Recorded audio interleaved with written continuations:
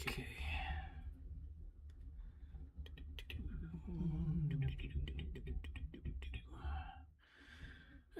Let's just get here and go here and put that all the way down there. And we're going to come in here. Okay. We're going to grab that. Copy that.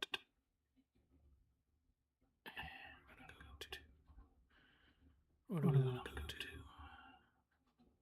Oh, yeah.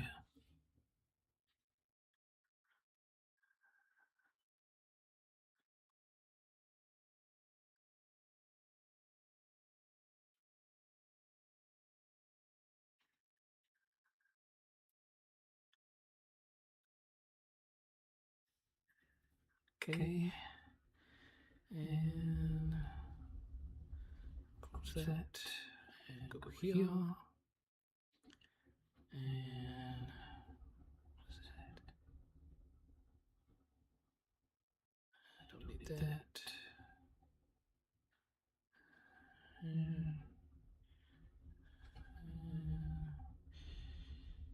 Okay.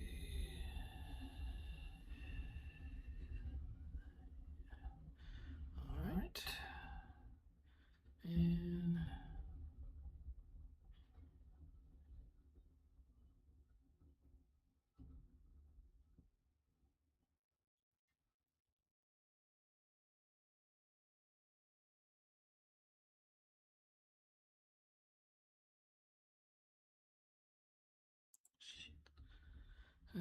crap.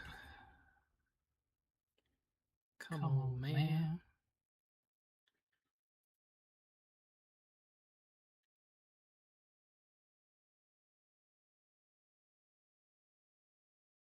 There we go.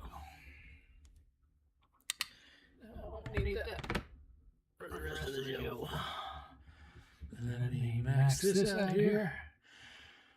Alright, and then let me give myself a little bit more room there. Okay, we're good. We're good. And now we just wait for people to actually show up. It's been a minute. I know.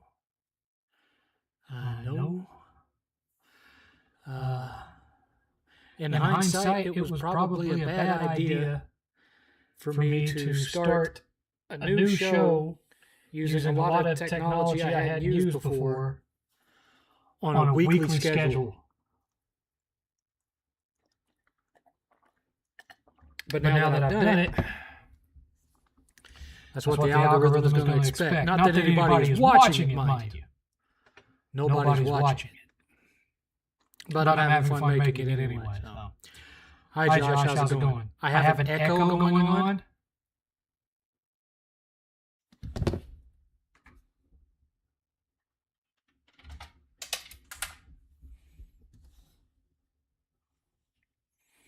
Try it now. Still echo? Let me know if there's still an echo.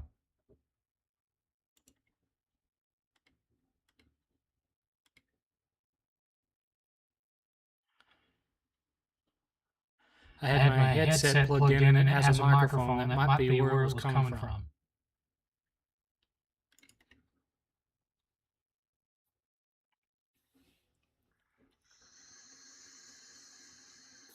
The echo is still there?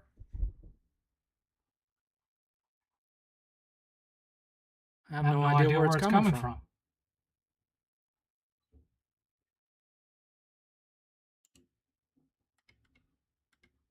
Wait a minute.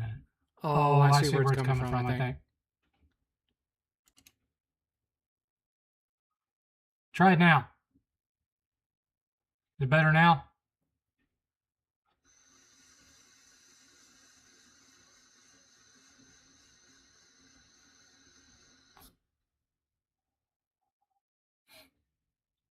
Try it again, see if it's still happening.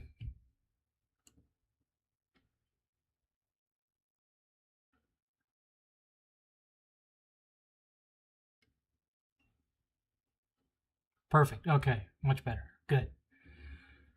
Yeah, I don't know how, but somehow my in the audio mixer, here in OBS, my HyperX Quadcast microphone is showing up in here twice. And one of them, both of them were active, neither were muted. So I'm not sure what caused that. I'm not sure what caused that. It didn't used to be in there twice, but it's in there twice now. I mean, when I go and look in my sources, HyperX is only in there once. So I have no idea what's going on. But, you know, it's muted, so that fixes the problem. So we'll just wait another 5 minutes for more people to get in here before we get things officially underway here. How's everybody been doing?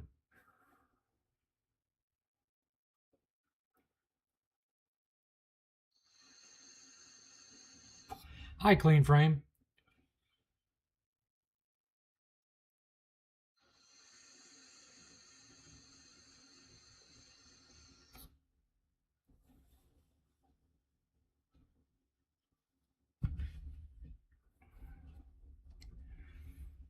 A ghost in the machine. Maybe. Maybe. Never can tell. I'm doing all right. My weight loss has slowed down. I'm still losing weight, but I'm not losing it as fast as I was 2 months ago. Last week I lost 1 pound. This week I lost 3 pounds, or 2 pounds. So, you know, only 3 pounds lost in the last 2 weeks when I was used to averaging 4 a week. So I haven't done anything differently, so I don't know what's going on there. It may be that my system's gotten used to the dosage that I'm on, and the doctor's going to end up having to up my dose. I don't know.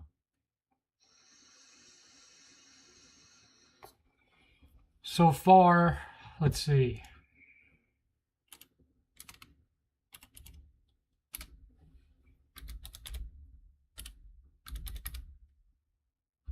What the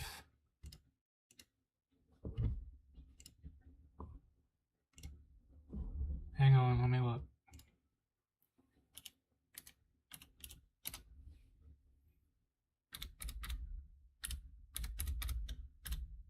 I've lost 47 pounds total. 47 pounds.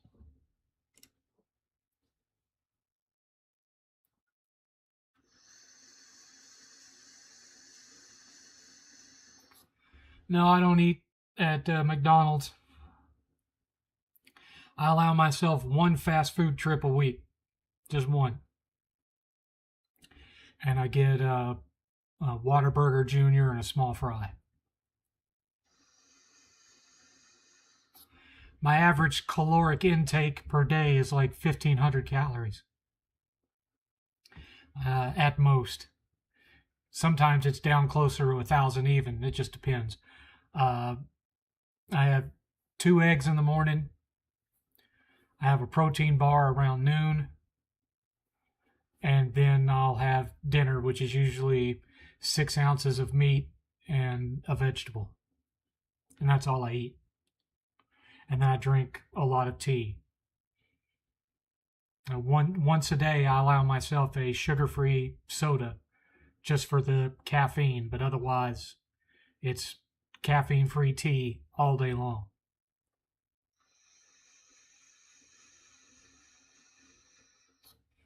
So, as of right now, I am 116 pounds away from my goal weight.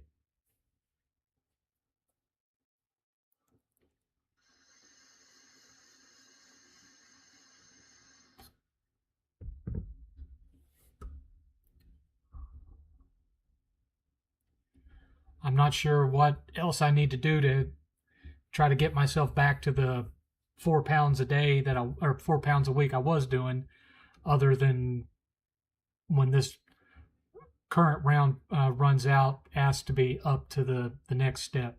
I don't know. I mean, you know, I'm not getting hungry or anything. and I'm not eating late, so I'm not really sure what's causing it. The medicine's working. I don't get hungry, and I don't have the room to eat as much food as I was. If I try to eat as much food in one sitting as I was before, I get sick.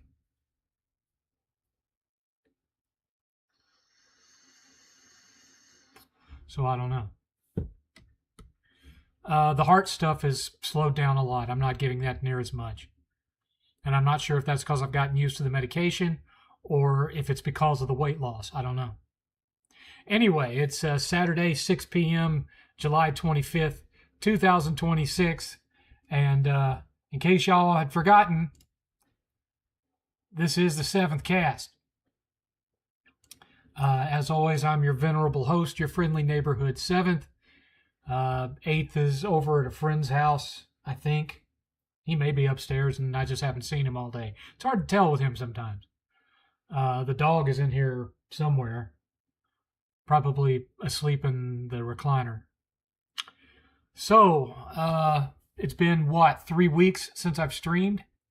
A lot of that has been getting used to how much production time it takes to create an episode of Start Screen Stories, which a lot of you still haven't watched. I can tell. And, of course, for those of you who haven't heard of it yet, it's on a different channel. You have to go to the Start Screen Stories channel to watch it. It's not on this channel. But haven't been a whole lot going on with me. Just the usual daily grind, doing work. And I've seen a couple of movies since we last spoke. I saw Evil Dead Burn, and last weekend I saw the Odyssey.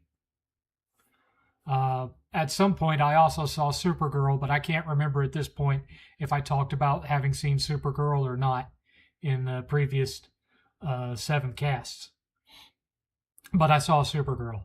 I wasn't that impressed with it. But as far as Evil Dead Burn goes, it was a good horror movie. One thing that I will say about this one and Evil Dead Rise,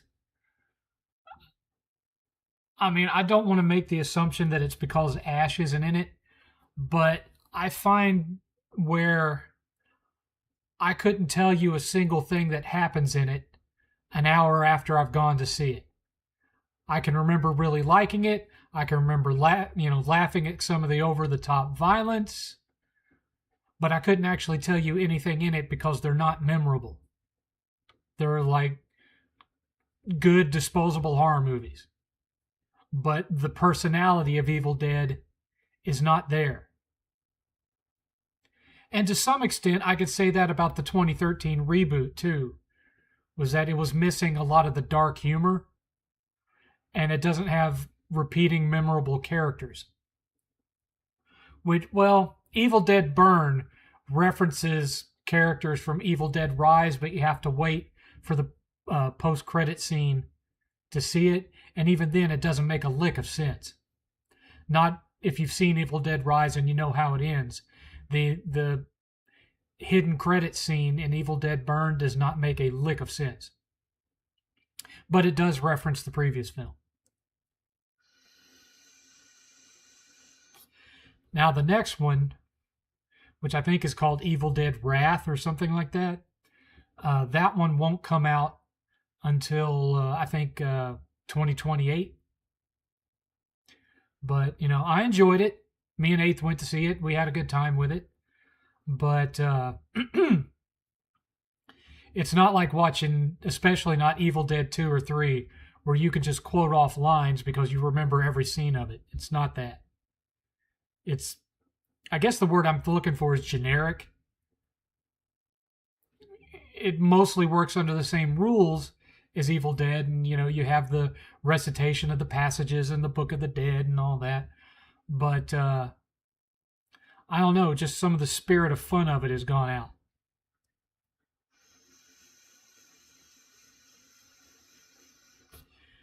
From Clean Frame, I know there will never be another Ash, but I miss the fact that there's no more horror heroes in these movies now. Yeah, I know.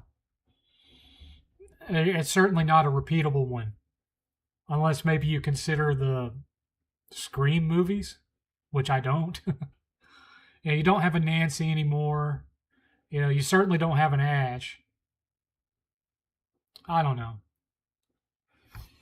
I find myself not having as much fun at the theater as I used to.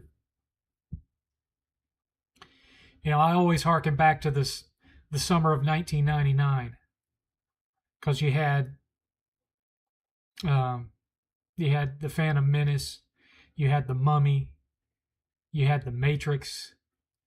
It was just summer blockbuster after summer blockbuster after summer blockbuster, just hitting you every week. There was something else to go see, and even before COVID, that feeling was going out of the summer season. I don't know. And I used to love that. That was one of the things I looked forward to most out of the summer, was going to see all the big summer blockbusters. Loved going to the theater. And now it's like, I'll see it online in a month. Like He-Man. He-Man just debuted on Amazon Prime. And I like that movie. I had a lot of fun at the theater seeing it. But at the same time, watching it again on Prime as my second viewing, I didn't love it any more or less sitting in front of my 73-inch screen over there, or my 70-inch screen. No, it's a 77. I forgot I upgraded. It's a 77-inch. It was no more, no less entertaining to me. But, I wasn't sitting with a bunch of smelly strangers distracting me.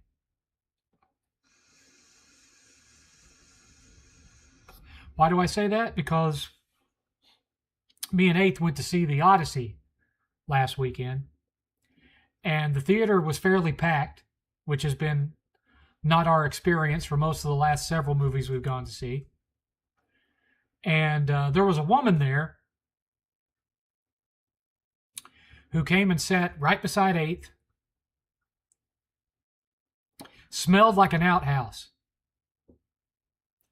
was dressed like the waitress at a dive bar. And the first thing she does when she plops her unwashed ass down in her seat is she takes her shoes off, so then she's barefoot and it smells even worse. And she was wearing charm bracelets on both wrists, and through the whole movie she was just doing this, shaking her charms. So annoying. And smelling disgustingly awful.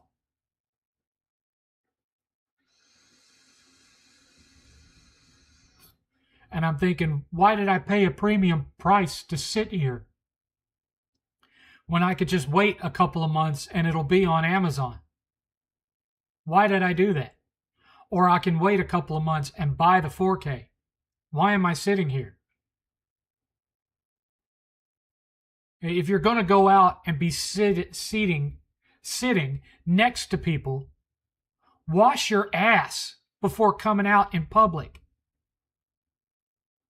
I could smell her before she got to the row. It was disgusting.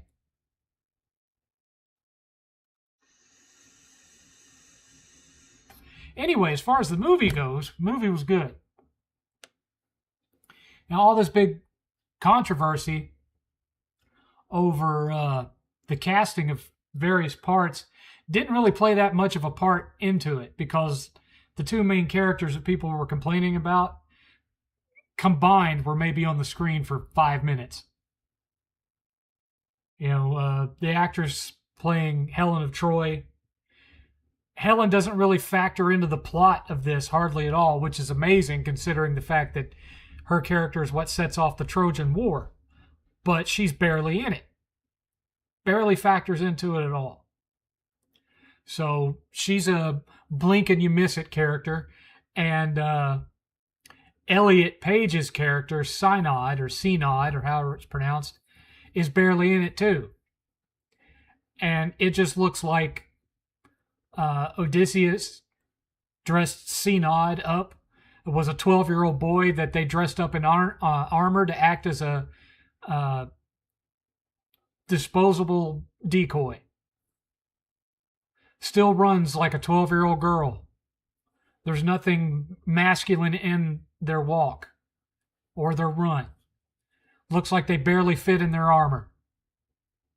And so their big scene is they see soldiers coming, they run across the sand and stand in front of the Trojan horse and then get fed a bunch of arrows. And that's it. Well, they show up later on in the film as a shade, Greek's version of a ghost. But serve no real purpose. Serve no real purpose to cast that particular actor in the role. And they show that character in a flashback as a literal 12-year-old boy. They wrote that in likely to try to justify how small the character is as an adult. Because we're talking 5 foot nothing.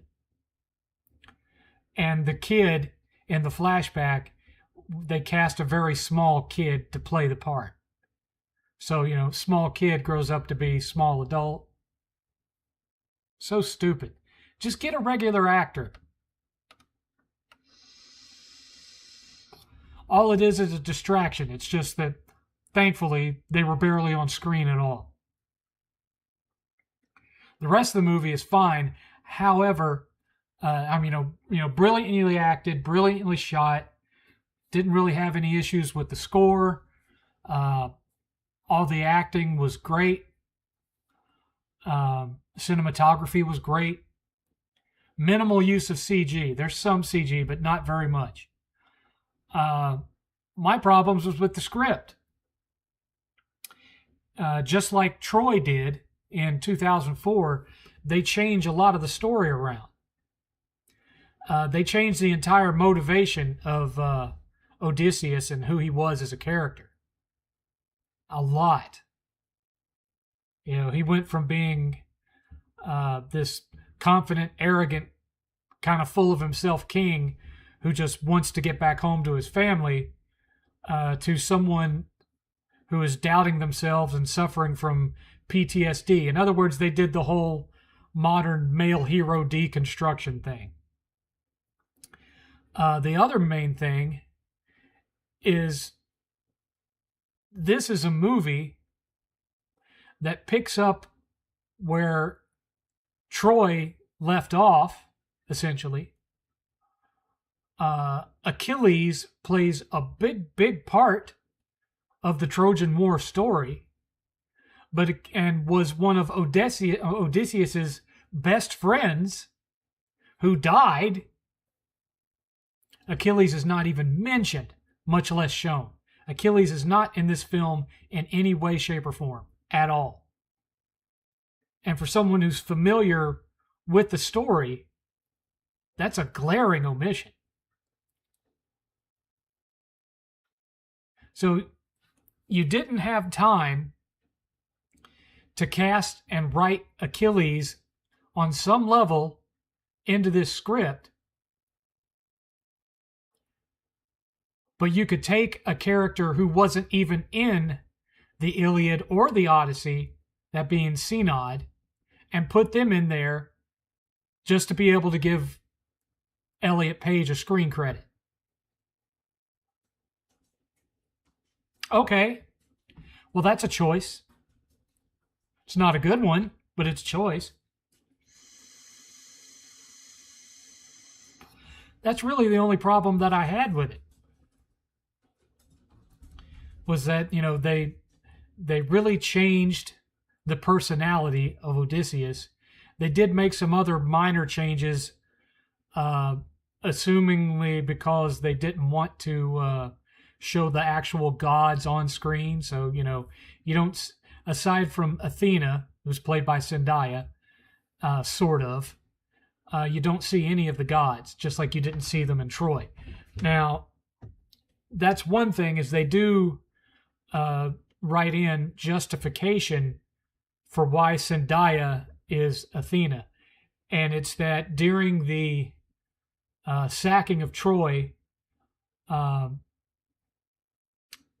Odysseus witnesses the beheading of either a priestess of Athena or a priestess of Poseidon. I can't remember which, but Zendaya was that priestess.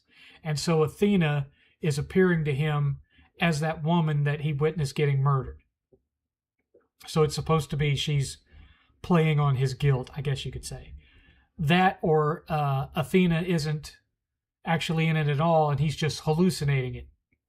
They never really specify which.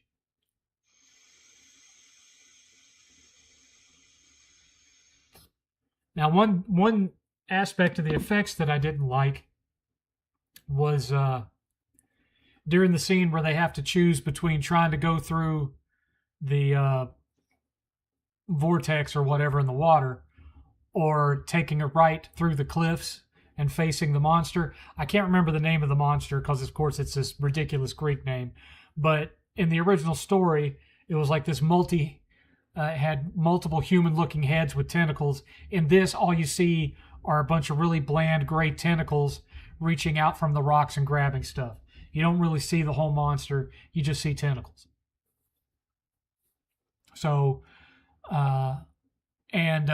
when you see the Cyclops, you don't see this big, burly, muscular, monster-looking thing.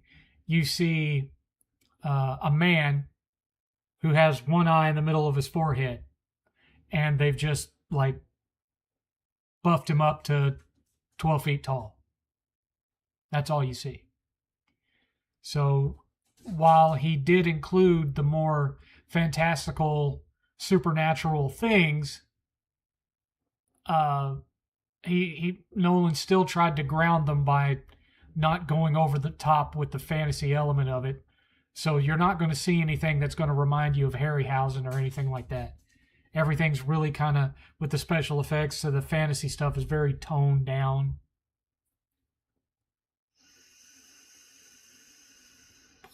But the overall experience of seeing the film, I enjoyed it. I did not get bored. The first 2/3 of the film are the slowest, but I did not get bored. I do wish it had had an intermission so I could have gotten up to go to the bathroom because, good God, I had to take a leak by the time that movie was over. Both my eyeballs were floating. I was in rough shape. But overall, yeah, I liked it. Did I like it as good as Troy back in 2004? No. Troy has a lot more action in it. A lot more combat. And I realize the story of the Odyssey doesn't really have a tremendous amount of combat in it to begin with. But if you're going to go strictly on the story of the Odyssey, even though the movie I'm about to mention doesn't even have any of the supernatural stuff in it, I preferred Ralph Fiennes' The Return that came out last year. That it actually starts when Odysseus's raft lands on the shores of Ithaca. So you don't see the vortex or the monsters or any of that. The movie starts with him waking up on the shores of Ithaca. But I thought that one felt truer to who Odysseus is in the book, in the story, than this version was. It was a good movie. I just don't know that it was a good interpretation of the Odyssey. But as a Christopher Nolan movie, yes, it's a good movie.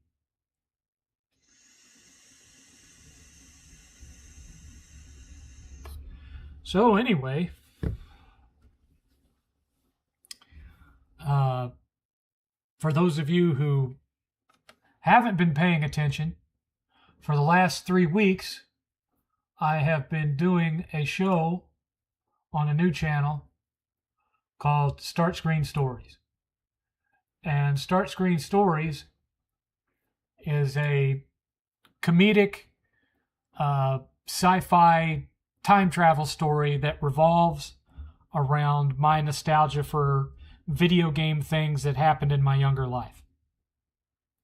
So each episode you're taken back in time to see something that happened to me in my younger years in relation to a specific video game or a specific series of video games that's all tied in to a subplot about my character, who is a kind of a southern take on an Elon Musk type character, who is, I don't want to give away too much, but he is testing out stolen technology. And in the process of trying to reverse engineer it, discovers an unintended use of it, which is that whoever is hooked up to it can go back in time to relive events from their memory. And that's the general plot. And as each episode goes on, because this Elon Musk type character doesn't really understand the technology that he's reverse engineering, unintended side effects start to happen. And so each episode is focused around a particular gaming memory, but there's also other things going on during the time. And that background story is just going to build and build and build a little more as it goes on. Right now, I've only got the first season planned out, which is 10 episodes, and I'm working on episode 4 now. So once I finish this one, we'll just have 6 to go. I don't know how long I'll wait between one season and the next. I haven't been making any kind of shorts for it or anything. I haven't been doing anything but getting the episodes done. And so far, the response, I get positive response in the comments, but there ain't a whole lot of people watching it. Not even the total amount of people that are subscribed to the channel are watching the show. And I know some people are going to have some reservations about it because I'm using AI generation to create some of the scenes, but there's not really anything that I can do to avoid that, because these are memories of locations that don't exist anymore, and that, because they're so far back in the past, don't have a tremendous amount of stock footage out there that I could use for these videos. Like, for example, the one that I'm working on now has a very important scene that takes place in a specific department store that hasn't existed for 30 years. There are no home videos of it on the internet. There's like a couple of videos of news stories that took place at this store, but that's it. Nothing that I could use in making a video. And, I'm not going to sit and spend 6 months per episode using Blender. So the only way I can create these scenes is with AI, but it's not AI slop. AI didn't write the script. AI isn't just, I'm show a kid standing in hills. I don't do that. I have a very specific eye for what I want the camera angle to be, what I want to be on the screen, what I want to happen, and I'm doing this 10 seconds at a time, and then I'm editing it and piecing all the clips together. There are AI mistakes in there, but that factors into the plot, because the mistakes are things that the Elon Musk character is not really going out of his way to say anything about them as they happen, because he wants the volunteers that are going on these trips with him to not notice them, because that's an admission that he doesn't really know what he's doing.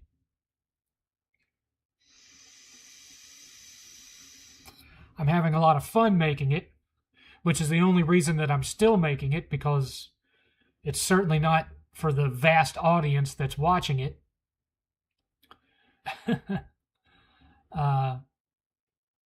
But I'm having fun making it, and I'm interested to, once the first season is done, I'm interested in seeing what everyone's opinion is of the whole show.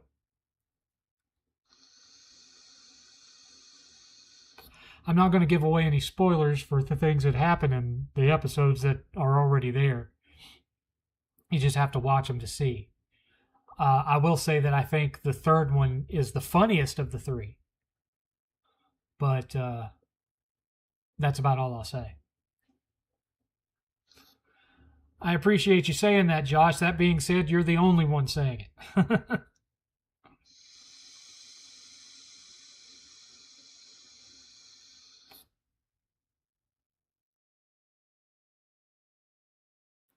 Hello, 7th. Finally committing to my first PC plan to spend $1,500 to $1,700, either a pre-build or build myself. Build it yourself, you'll get more money out of it. Except for the fact that you might be better off going with a pre-built from like CyberPower PC or one of those companies, because they may have been able to buy the CPUs and GPUs in bulk, so it's not going to hit you as bad in the wallet having them build it with parts they already paid for, as opposed to going online, buying the parts, and building it yourself. Hey, Squiggles, what's going on? Obsession is already on Peacock. Well, it's on Amazon too, but you have to pay for it. I'm more. There was another horror movie that came out at the same time, Hokum. I'm more interested in that one than I am Obsession. What's going on, Squiggles? Have you watched any of Start Screen Stories yet? I'm going to guess that you haven't. I'm going to guess that you have not.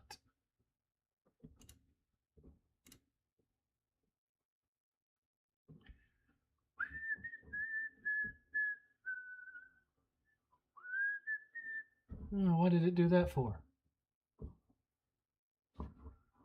Home. Home. Home.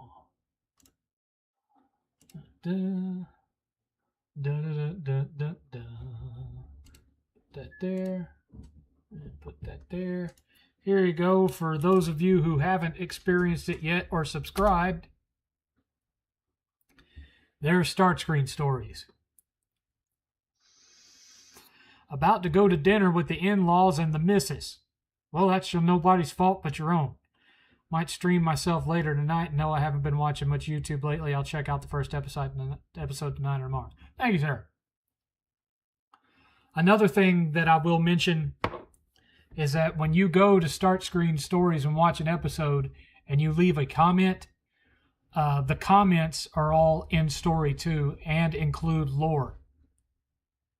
So, when you reply on one of those videos, you won't be talking to me, you'll be talking to the character, which has not revealed his real name, so he still goes by Mr. 7th, but it's not the 7th level.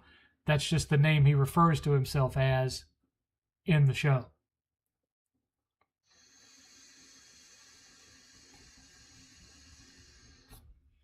So I'm trying to keep it as pure as I can from what I do on here. And that includes not posting comments as myself on those videos. But each episode builds on the next as far as the background story goes. Hi, Nicholas Little. How's it going?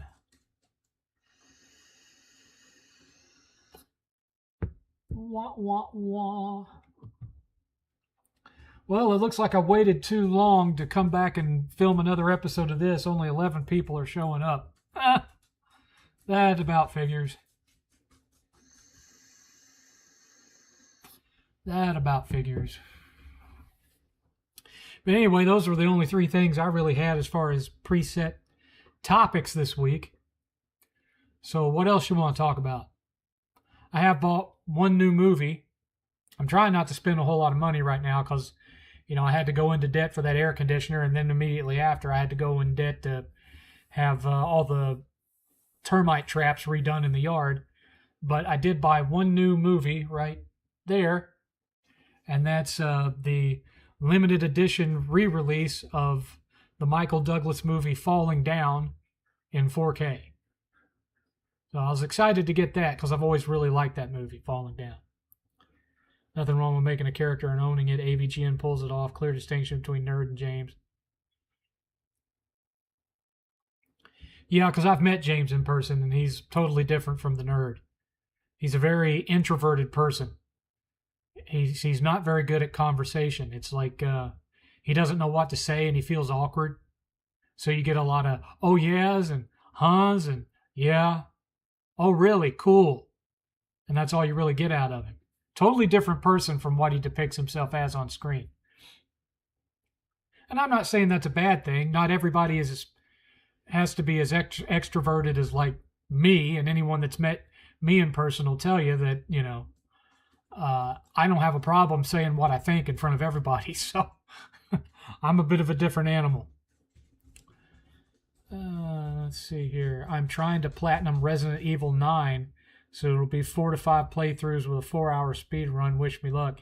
8th already has that plat, so best of luck. I think Avengers Doomsday looks meh. They're killing Toby's universe. No thanks.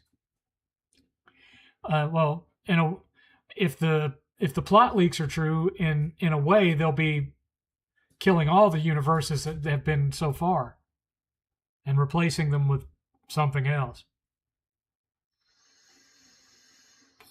But yeah, the trailer is pretty lame. It's all talking. There's no real action to that trailer except for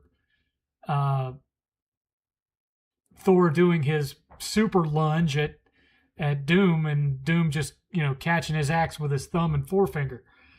That's pretty much the only action in the trailer. The rest of it's just talking. I tell you what I did really like the trailer for, though. Ebenezer. An R-rated version of Christmas Carol starring Johnny Depp. And it looks totally like a Tim Burton film. I'm there. I'm pretty sure it's not Tim Burton. I don't think it's Tim Burton directing it, but that's definitely the influence they're going for, because it looks for all the world like Sweeney Todd as far as the sets and everything. So I'm definitely gonna go see that.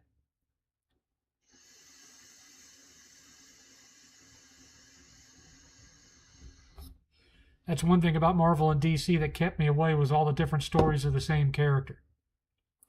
Well, the thing of it is, Marvel doesn't really do that in their movies. I mean, they did the multiverse thing, but as far as doing like completely disconnected Elseworld versions of characters, DC does that, Marvel does not. Unless you consider the Marvel's What If cartoon show. What's your favorite part of going for a platinum trophy? Nothing, because I don't do it anymore. I got tired of it. And then, of course, Sony pulled what they did recently, and now I have even less interest in it. Because once they stop releasing physical versions of their games, I'm not going to be using that account for much of anything. Aside from watching streaming services like Amazon Prime. I only have 2 left. Amazon Prime and Disney Plus, and I'll probably be getting rid of Disney Plus here soon, because I don't know if you read this or not, but Disney just fired their entire team, that their sole job role was to determine which movies from their catalog get released physically and which ones don't. Disney just fired them all, so what's that tell you?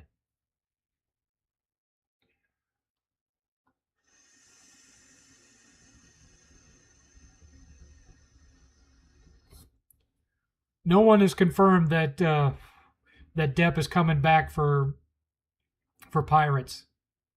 No one has confirmed that. And the deal was $300 million and 1 million alpacas was what he told them it would take. And no one has confirmed that he's coming back either as a star or even as a cameo, because everything that has been said recently is that the next Pirates of the Caribbean will be a total reboot. Totally new storyline.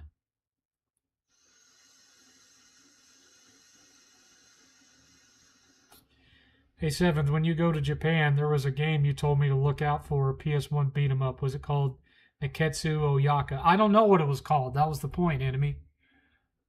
I just remember that one of the levels in it shows the character, who looks kind of like a character from rival turf on the Super Nintendo, fighting guys on the back of a big giant whale. That's all I remember about it, but it looked like a good beat 'em up. That's the only hint I've got for you. Is one of the levels takes place on the back of a whale.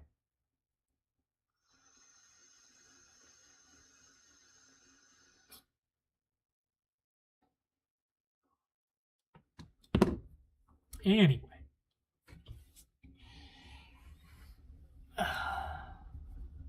But yeah, because of everything that I've had to get done, my fun money budget, my monthly fun money budget, has dropped by about $600 a month.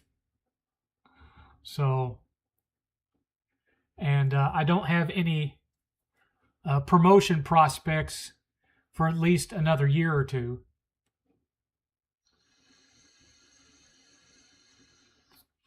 So all I'm really getting right now is like $200 every year. I get my annual cost of living increase, which is like $200 a month after taxes.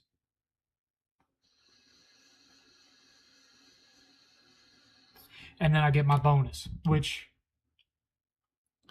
we never know how much the bonus is going to be. You know, the year before last, I got $10,000. This year, even though the company earned more profit, I only got $8,000. They go by some weird-ass formula that nobody really understands. And so it fluctuates up and down. But, you know, if we went into a recession, I might not get any bonus at all. So I don't really count on it until it's in my hand.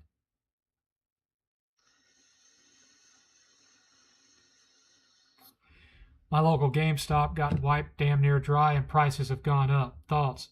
Well, prices have gone up a lot because of what Sony did. Because it's caused a resurgence in interest in buying physical copies. And so people are rushing out to GameStop to snatch up as many physical games as they can because they know they only got 18 months to go. And then, at least as far as Sony's first party are concerned, they're not going to be putting out any more discs. So if you want, after January of 2028, if you want anything else physical on PS5, it's going to have to be through a third-party company who's going through someone other than Sony to have them printed. Sega, for example, said that that as far as they were concerned, physical wasn't going anywhere, that they would continue to release their games physically. How they're going to do that for PlayStation if the PS6 comes out without a drive, which all signs point to it not coming with a drive, I have no idea.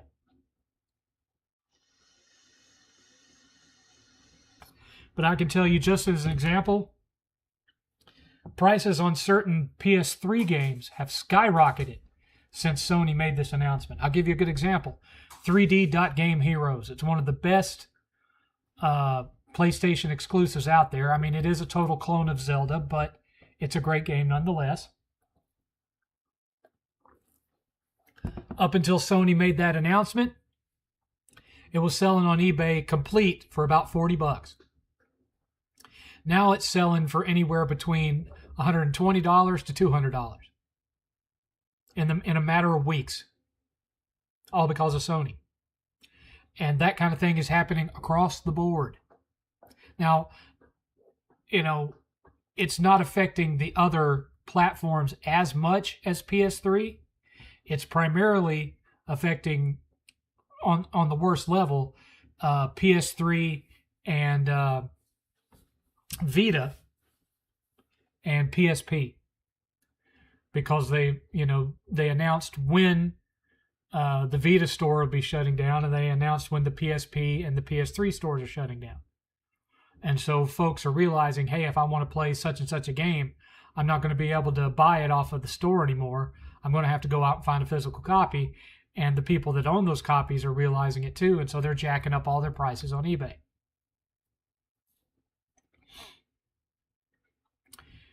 So, you know, these guys that are going around mocking people for being upset about this, they don't understand that they're going to be affected by it just as badly whether they were buying physical or not. they're just going to be affected negatively in different ways. Mainly being that, at least as far as Sony's first-party stuff is concerned, with them saying that now they're not going to be releasing PC ports, that means that the only place to play them is going to be on PS6 and PS5, and B, you'll only be able to play them digitally, and believe you me, eventually they're going to remove the option to buy it and download it too. The only way you will be able to play it is with a monthly subscription through streaming. But for now, you can purchase it and download it. But the third thing is that because it's going to be a completely locked environment and the only place that you can get those games, they can charge you whatever they want. If Spider-Man 3 comes out on the PS6 and they want to charge you $150 for it, they can do that. And some of you will pay it. I wouldn't, but some of you will. And they will have to, because the system will not sell as well. And they'll have to make that loss back somewhere. And they're going to do the same thing that Walt Disney World is doing. Walt Disney World has jacked up all their prices because they jacked them up previously to where only very high level income people can go see it or can go to it and afford it. That or people that are willing to go into $30,000 worth of debt to have a week-long Disney World vacation. So they don't care about normal people anymore. They just figured, hey, we can jack up. All we have to do is find the ratio of how many rich people like to go to Disney World, how many people that are stupid enough to sign up for that much debt are willing to go to Disney World and charge it, and then how high can we jack up the prices before those people will stop going. And that's where they keep their prices at, just below that mark. And that's what Sony's going to do. They're going to charge out the ass for the PS6, and then they're not going to sell as many units. But they know that the people that did go out and buy it are their diehards that'll support anything they do at any price. And so they will jack the prices of those games up until they're ready to go full streaming, at which point they will then extremely jack up the price of PlayStation Plus. And that's how they plan to survive.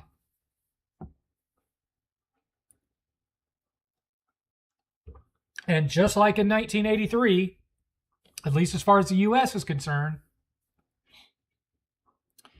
the only thing that's going to survive it, unless they change their policies, is PC and Nintendo. Now, Nintendo hadn't hit the U.S. when the market crash happened. They hit the U.S. 2 years later. But, they were not affected by the negative memories of the video game market crash. They took off like a rocket. I'm just saying. That's what'll happen.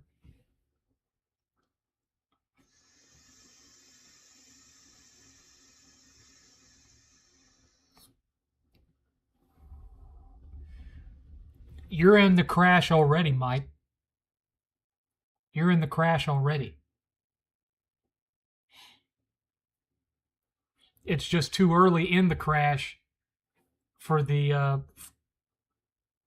financial repercussions of it to be visibly obvious. But you're in the crash already.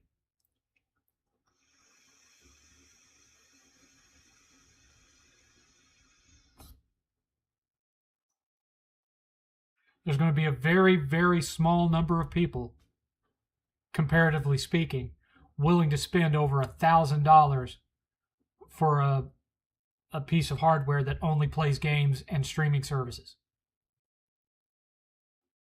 Very, very small.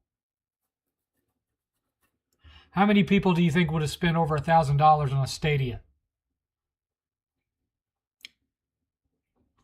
How many people do you think would be willing to spend over $1,000 once they go 100% streaming? So on top of all that, they're having to pay God knows what Sony's going to charge per month for PlayStation Plus. That's why they're coming out with a handheld version. They think putting out a handheld at $700 that's a hybrid that can plug into your TV will be the cheaper alternative that people will still jump on.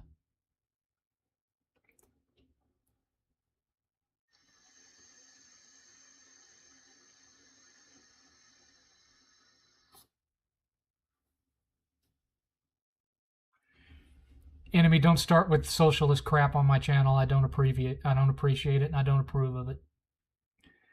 This isn't capitalism. Well, it's capitalism, but what this is a real sign of is just the repercussions of how certain companies choose to use it.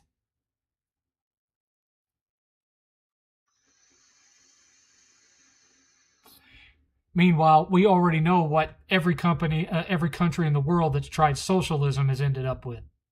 I think I'll stick with what I got. Thanks. Told y'all 1,000 times, this is not a politics channel. Do not bring politics up on this chat.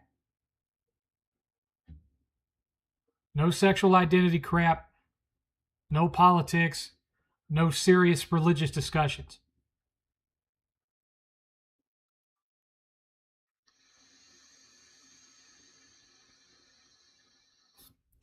Well, that's the thing, see, Nintendo has been doing their own thing since the Wii. Nintendo are just kind of off doing their own thing, so Sony hasn't considered them a competitor in years. Meanwhile, Microsoft has so badly shot themselves in the foot that Sony doesn't consider them a competitor either. So they feel fully confident in being able to do this because they think, where else are y'all going to go? If you could have afforded a PC, you would have already bought one.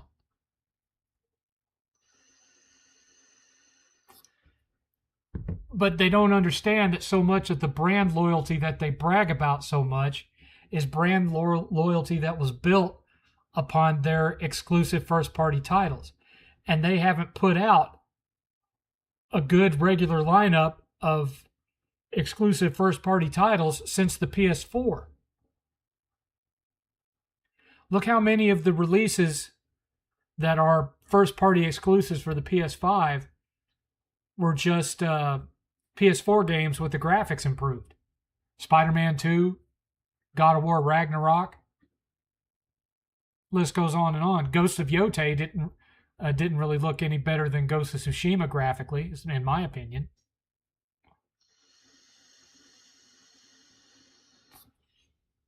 They were just PS4 games that were upscaled with PS5 slapped across the top of it.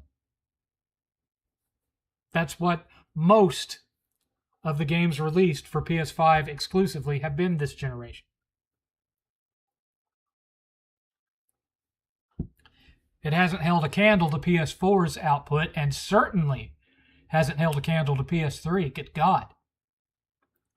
With PS3, it seemed like every month you had something new coming out.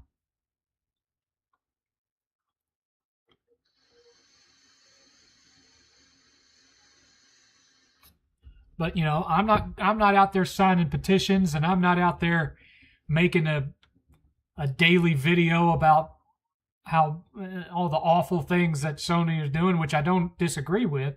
But I'm not out there, you know, chasing subs and views, chasing the clout, making daily videos about it, like some folks in the community, because I'm just choosing to speak with my wallet.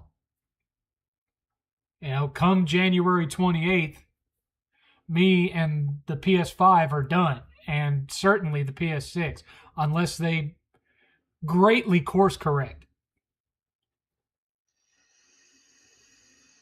I am done. I can just buy parts with my bonus that year, my 2028 bonus. I'll set aside a couple of grand of it for PC parts, and I will have 8th build me a Steam box that will work better than the official Steam box. And I'll hook it up to my TV over there, and I will start hitting those Steam sales and build me a Steam library. Because if I'm going to go digital, I'm going to go digital on a platform I can trust. And Steam has well established that, for decades now. It's been what, like 20 years?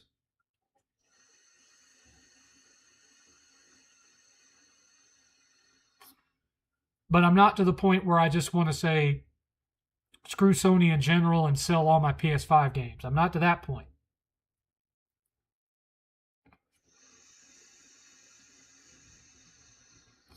I could make a decent chunk of money doing that, but I'm not going to do it. Hell, I could make a decent chunk of money selling all this. But then what's the point?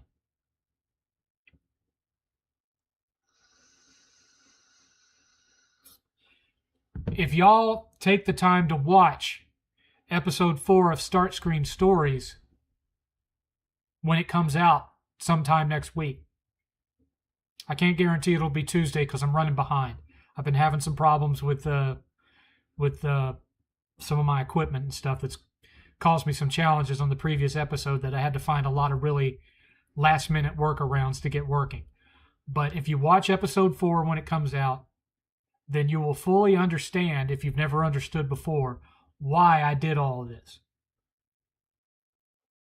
Why I bought all these consoles, why I have all these shelves packed full of games. You will understand. I'm just saying.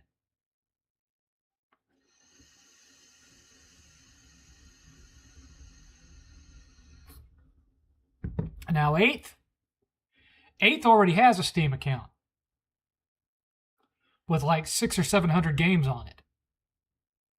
He switched primarily to Steam years ago, and he only uses his PS5 to watch movies and play PS5 exclusives on it, and that's all he uses it for. If it's a multi-plat, he gets it on Steam. And he already did this. He took his gaming PC and he reconfigured it to fit in a smaller case and turned it into a Steam box. He installed Linux and Steam OS on it, and so it's now sitting in his gaming room instead of his office.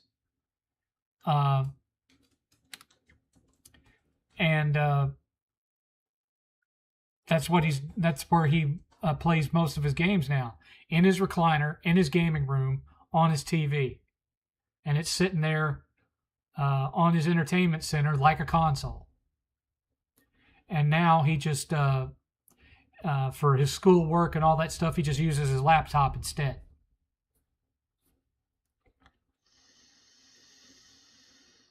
So for the most part, he's already made the switch. In fact, he told me the other day that he didn't even think he was interested in playing Wolverine now because he was so disgusted by what Sony did. Now, I still have an interest in playing Wolverine because some of the gameplay of it looks like X-Men Origins Wolverine, which I really, really loved that game back when it came out.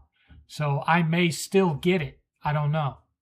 I'm kind of on the fence, especially since I don't have near as much fun money to play with right now. I mean, already as it is, we're skipping Christmas this year. We'll still put up the tree, but we're not getting each other anything. Because 8th only makes like $400 a month because he doesn't have like a job. He has a work study at the college. He works in the robotics lab, and they pay him a stipend of $400 a month to work in the robotics lab. So he doesn't have a whole lot of money, and I only have a fraction of what I used to have because of all the stuff that I've had to go into debt on. So, we're just skipping Christmas this year.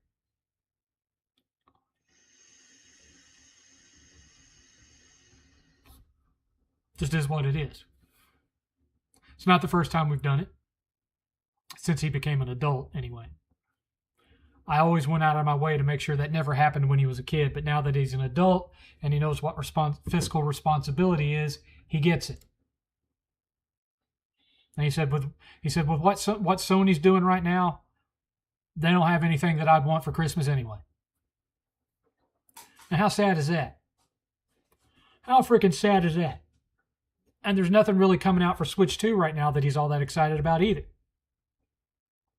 I'm really only excited about 2 games on PS5 for the rest of the year. And I wouldn't even say excited, just interested. And that's Wolverine and the new Castlevania game. I'm marginally interested in that He-Man beat 'em up. But that all depends on how much Limited Run is intending to charge for the physical copy of the game.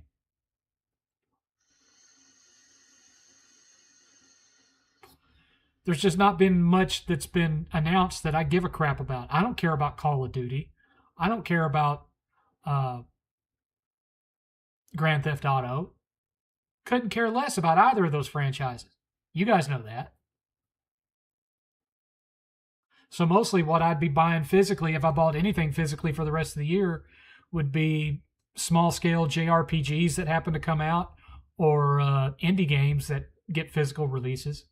In fact, the last physical game that I bought was an indie game that the physical release of that Detective Mouse or whatever it's called, that was the last game I bought. And even then, the only reason I bought it is because I had pre-ordered it and forgot about it. I forgot I pre-ordered it. If anything, I'm going to be buying movies. Because right now, you go on Amazon and regularly you're seeing 4Ks and Blu-rays that I'd like to have for like $8 to $15. I may be hurting, but I can afford $8 or $15 once or twice a month.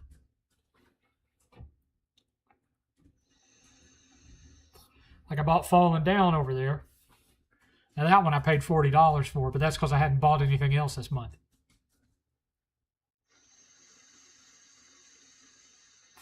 Gas ain't that big a deal for me because I work from home. So the only time I ever drive my car is when I'm going to and from the movie theater, basically. That's all I use it for. It's going to the movies. Otherwise, it just sits out there on my driveway.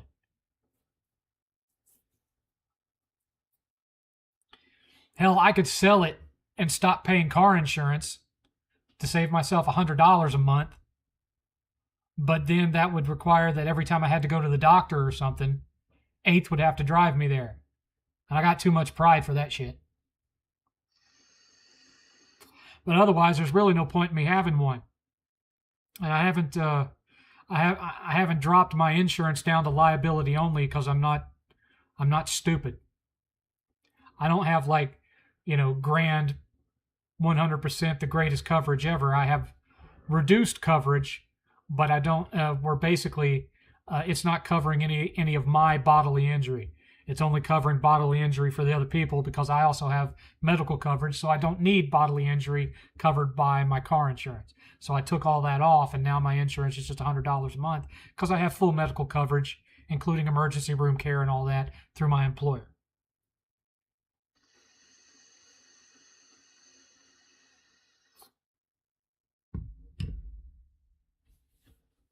This month just hit especially hard because I've gone into debt on this air conditioner. I went into debt for the termite repair. That was not repair, but prevention. That was $2,700. The air conditioner was $22,000. And then I forgot that every 3 months I got to pay the homeowners association $85 for access to the swimming pool that I never use. I would rather waive my rights to the pool and not pay that, but they don't let you do that. If you own a house here, you have to pay the HOA whether you want to use the pool or not. But the pool is the only perk the neighborhood has. It's not a gated community. They don't have paid security guards that are patrolling the neighborhood or anything like that. All there is, the only perk to the neighborhood is the pool and the playground. Well, Eighth ain't going to use the playground. He's 23 years old. And I don't go to the pool. The pool's only open from I think May to September anyway, even though it stays hot here year round. Every now and again we get frozen over, but for the most part it stays warm in Texas all year round. But if they would let me waive my rights to the pool and just not pay the HOA fees, I'd do it in a heartbeat. And then next month, I got to pay another $90 for another 3-month supply of the weight loss shots. Which I'm, for those of you who are just showing up, I'm down 47 pounds. I got another 116 to go to hit the goal weight.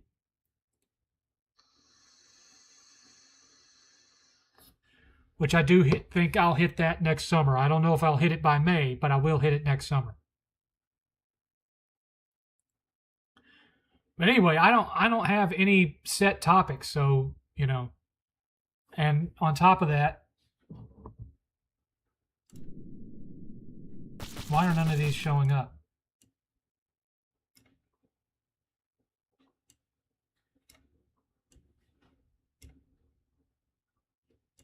There we go. I fixed it.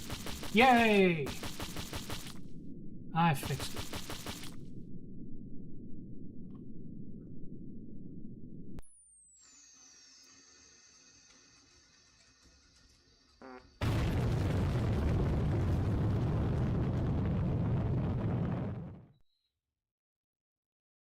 Two hours remaining. There have been 0 donations. 0 donations, 0 subscriptions, 0 memberships. Nada. Nothing. Which always happens when I have to take a gap in the show. And this time I made the mistake of going 3 weeks without streaming. I thought it had only been 2 weeks, but I was wrong. It was 3.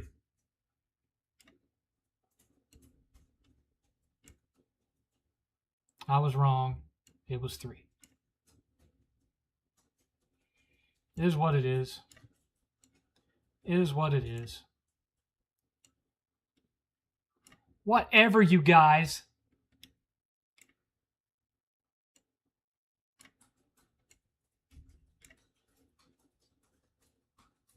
Whatever.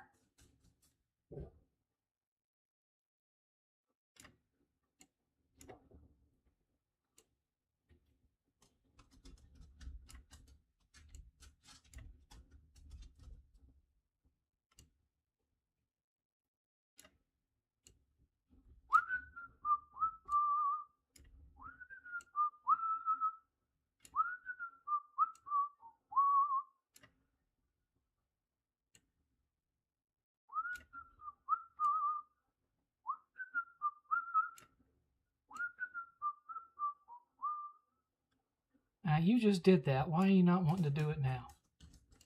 You stupid piece of crap.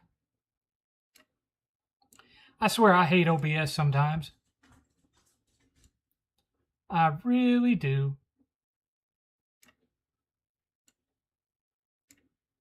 Stupid, stupid, stupid, stupid, stupid, stupid, stupid thing. Work. Work. Do what you're supposed to do. Last one.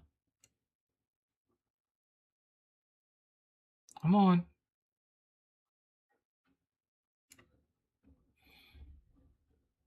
Now let's test them out.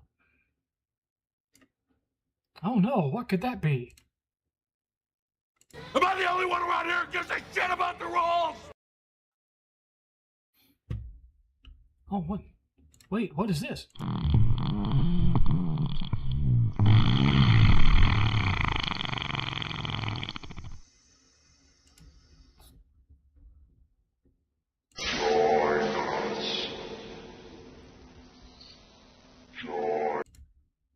That one still don't seem to work right.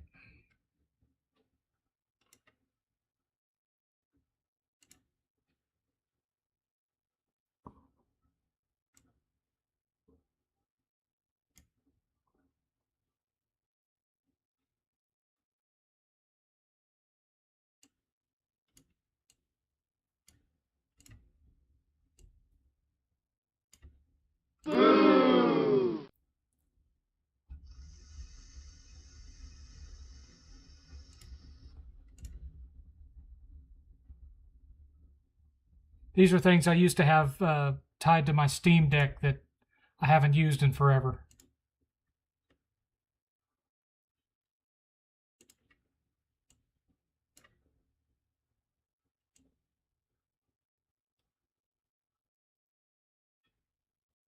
What else have I got in here?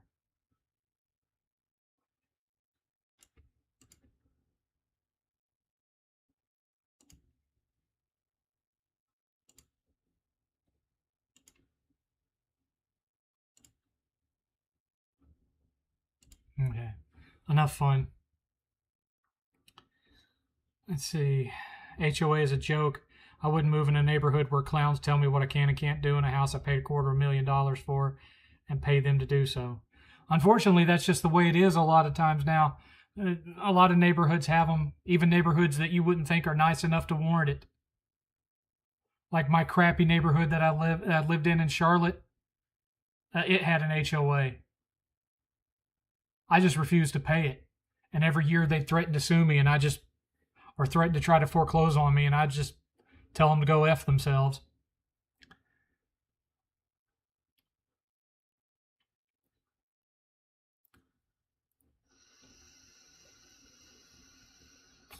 Only real way to avoid that is to buy your own piece of land that's not part of a neighborhood, build a house on it.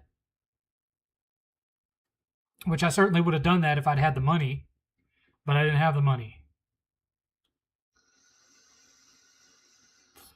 This, my friends, was the best that I could do. And I'm not complaining. This is the biggest house I've ever lived in. 2,300 square feet. I'm still running out of room, but, it is the biggest house I've ever lived in.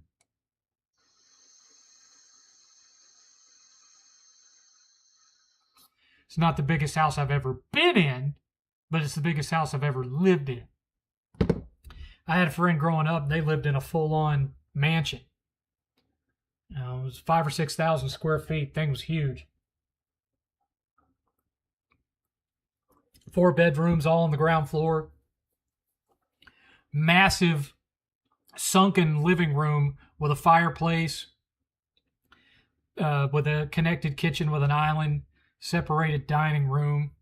And then you went upstairs, and there was this massive loft, or I wouldn't say attic, but this great, big, huge open space that ran the whole length of the house. You could have a whole other house up there is how big it was. It was massive. And they lived not in a neighborhood like this, but it was on its own piece of land. And it was very impressive. I liked going over there just to walk around and look at it.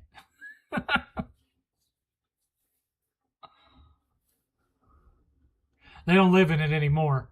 All the kids grew up and moved out, and they didn't need all that space, so they sold it and bought a smaller place. But it was really freaking impressive the first time I saw it. I was, good God.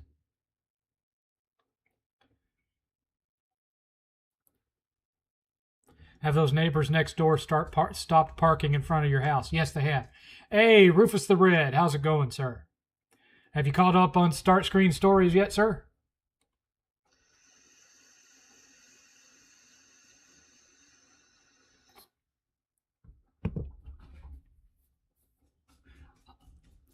I may be tooting my own horn here, Rufus, but I think episode 3 is the funniest one I've done so far.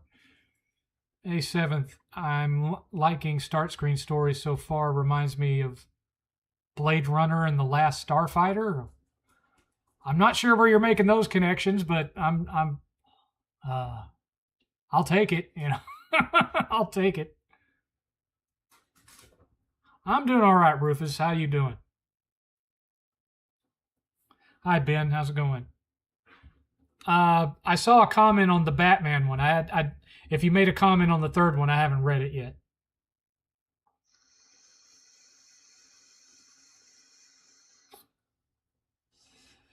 I'm still working on episode 4 now. Hopefully I'll get it out by Tuesday, but it might be Wednesday or Thursday before I get it done because I had some technical issues that I had to figure out.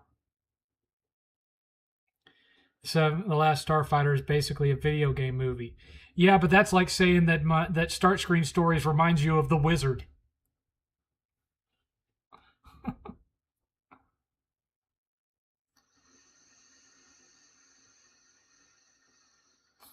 I mean, yeah, the show is about video game nostalgia, but it's also supposed to remind you of like riding a Disney dark ride like Dinosaur or the original version of Test Track, that kind of thing. Mission Space. It should remind you of Mission Space at Epcot.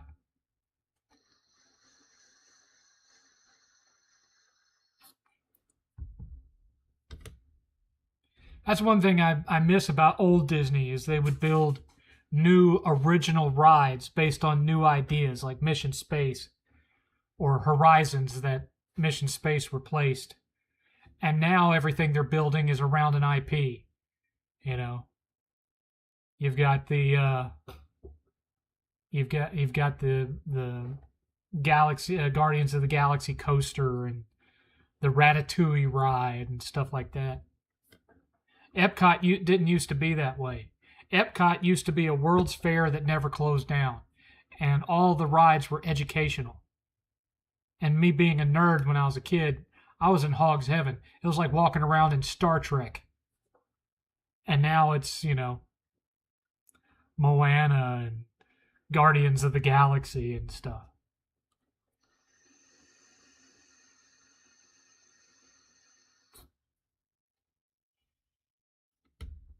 You know, they shut Space Mountain down. It's my understanding they're going to gut it and put a new coaster in there because it's becoming too expensive to maintain the original ride. The original ride's over 50 years old, and it's all based on outdated technology, and it's costing them a lot of money to keep it running. So I heard they shut it down recently, and instead of it being a refurbishment, I heard that they're going to put a whole new version of Space Mountain in there. Which that's fine. I mean, Space Mountain was good for its day, but let's be honest with what Space Mountain is. Space Mountain is just a really, really well-themed Mad Mouse coaster. Only the cars don't spin. That's all it is.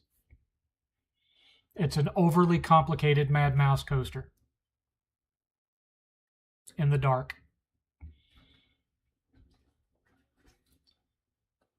Are you and Eighth going to watch the Resident Evil movie when it comes out? We're not going to go to the theater to see it. We'll wait for it to hit Amazon. I have, Sam, I don't know when you were here the last time. I mean, I'm still fat, but I've lost 47 pounds. I mean, it doesn't take much to figure out that I'm still fat. I mean, you see all this, you see all this, you see all of this. I'm still fat. I've got another 116 pounds to go before I hit my target weight. But yeah, since I started in May, I've lost 47 pounds. And you can still see it in my face depending on how I'm sitting. Watch. You know, you can still see the fat in my face. I haven't lost really any fat in my face. It's all still chunky. You can start to see here where my cheekbones are becoming a little bit more defined. Like there's like a little sunken area here where a little bit of the fat has started to come out of up here, but none of this has come out yet. And certainly none of this. Well, actually some of this has come out, but that's just made it more jiggly. I'm going to have to start doing some reverse, lifts or something to try to burn some of that off and keep the skin from being saggy. Because I don't want to do what a lot of people that lose a lot of weight do and go have surgery to have a bunch of their extra skin cut off. It's a dangerous surgery, and I don't really want to go through that. But at the same time, if you have too much of this on you from when you lose weight, if you lose weight too fast to where you have a bunch of loose skin hanging on, it's also an infection risk. So, Depending on how I handle this weight loss situation, I've got some decisions that are going to have to be made at some point.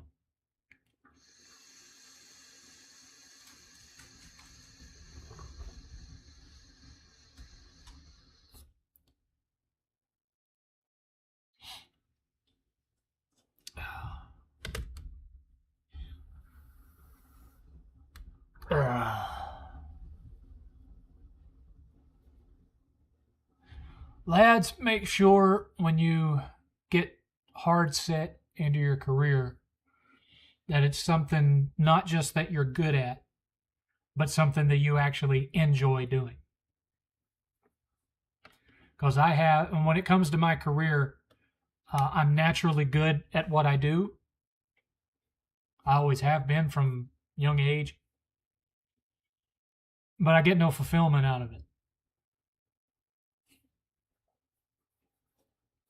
I get up and it's just time to make the donuts.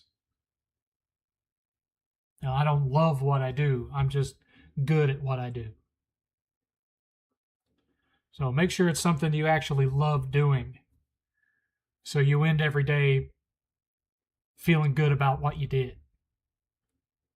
Because I feel nothing when I get done.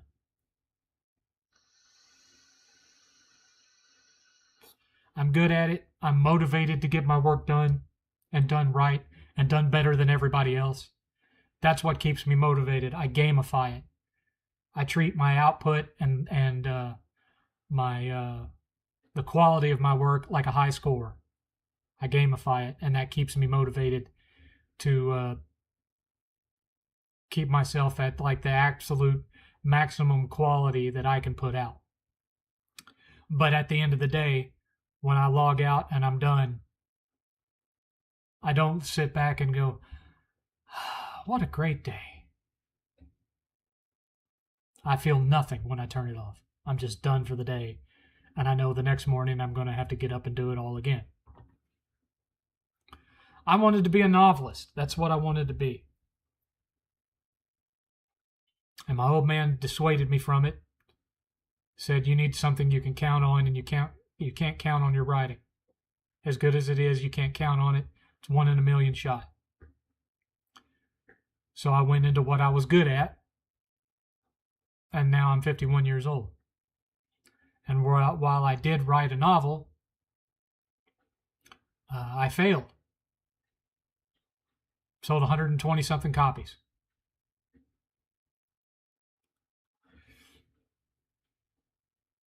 Agents wouldn't touch me. Publishers wouldn't touch me. Had to self-publish.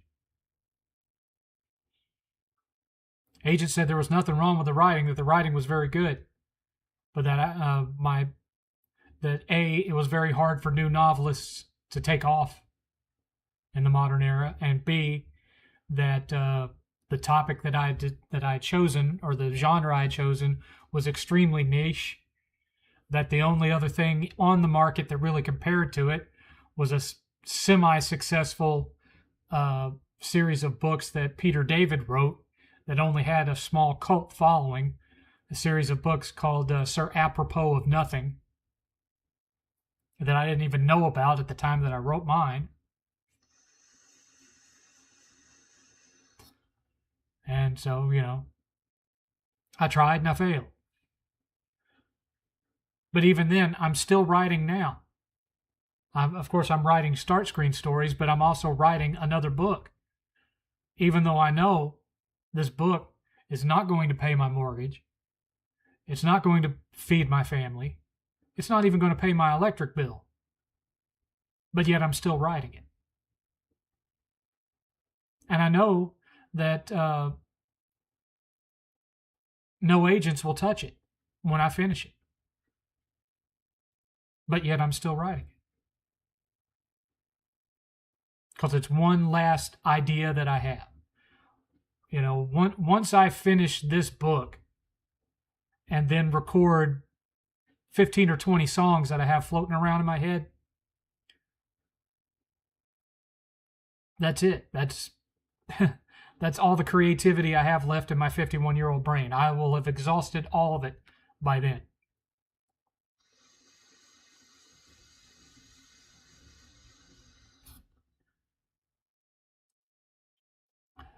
that book will be my last shot at actually putting out something that people will not only want to read, but enjoy reading.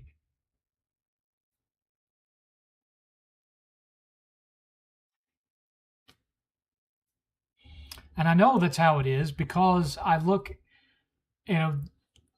created a whole new channel for Start Screen Stories. And I go and I look at the analytics for it. 100% of the small audience that is watching that show are white males between 35 and 44 years old. And that's because I'm talking about 80s and 90s nostalgia. And most of the people that would be interested in that are guys my age. I mean, there was such a thing as girls into video games back then. You always saw them at the arcade, but not as many as guys.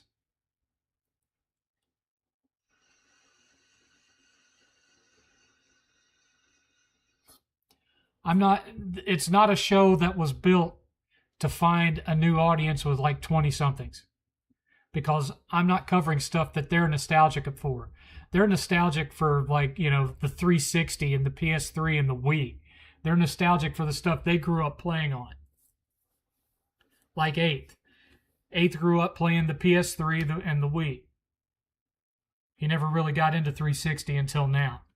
Now he's going through the backlog of 360 because he's a fan of FromSoft and they put out several 360 games and some original Xbox games.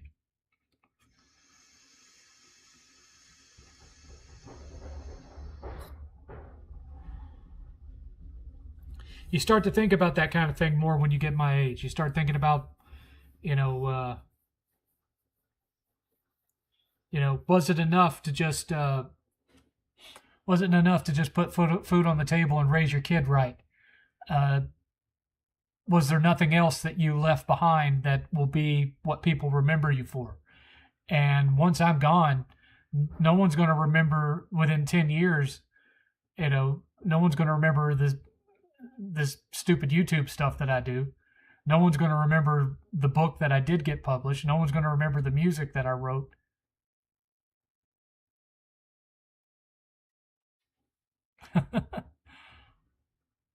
I haven't really put anything of value out into the world so far, except my son.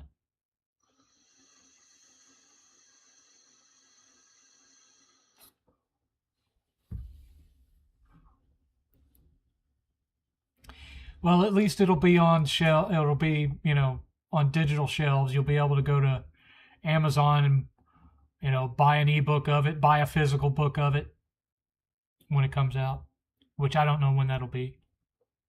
Because I stopped writing it when I started writing Start Screen Stories. Because Start Screen Stories was an idea that I've been mulling around in my head since 2012, and I just didn't have the technology to be able to do it. Well, thanks to Josh, I have the tech to do it, and so I put all this work into it. Nobody's watching it. Nobody's watching it. Because it has an audience, but the audience can't find it because YouTube doesn't push it, because YouTube doesn't know who that audience should be.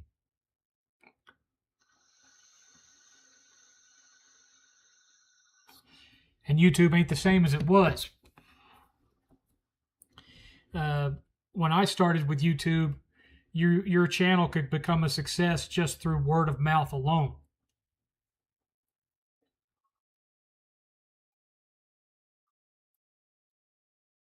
And it ain't like that anymore. Now the algorithm has all these criteria that it's like a checklist that your videos have to check off before it'll push you.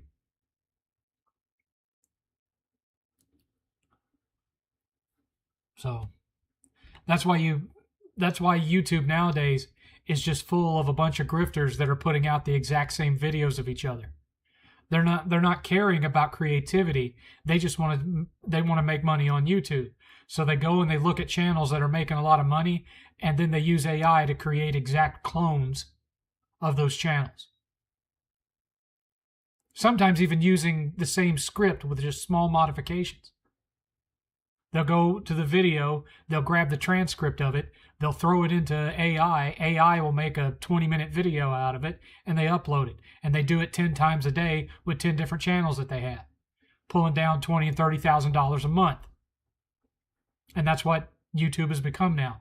A bunch of people making the exact same videos over and over again.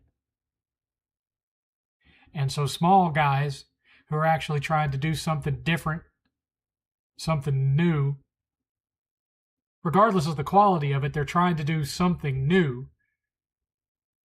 They don't get looked at because they don't meet that checklist.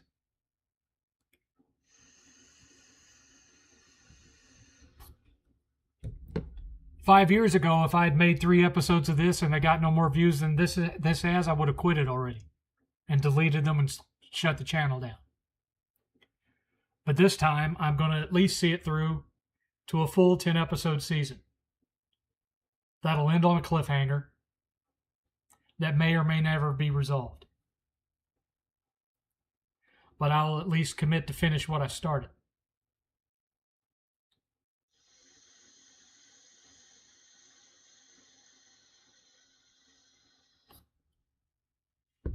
Used to, you could go onto forums and you could post your stuff in the forums and word of mouth would spread it around. You can't do that anymore.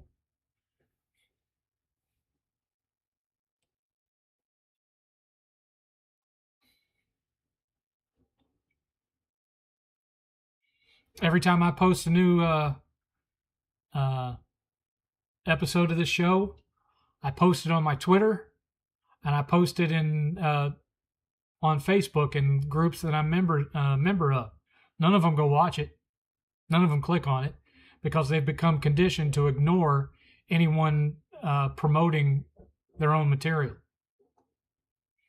So you might get a thumbs up on it, but you won't get a view.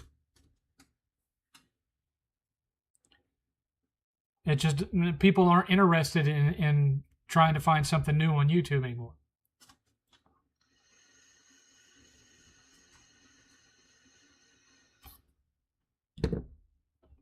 Just is what it is.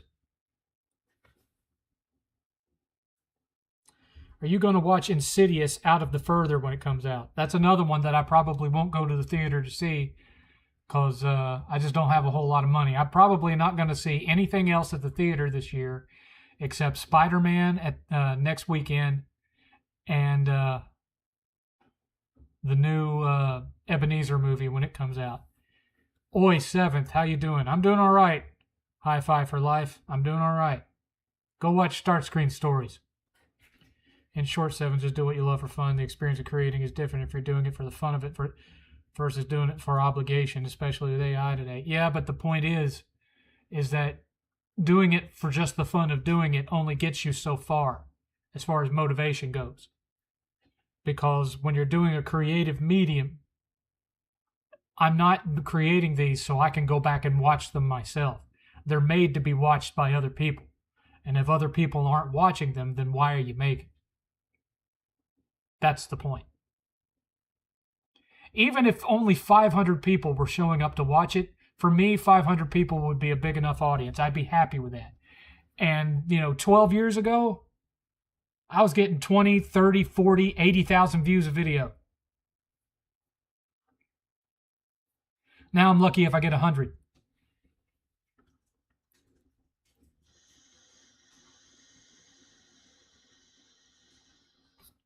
It's not about making money. That channel's not monetized. It's not big enough to be monetized. It won't probably ever be big enough to be monetized. If it was about money, I would have posted them just here on this channel instead of creating a new channel that I wouldn't make any money from. You know?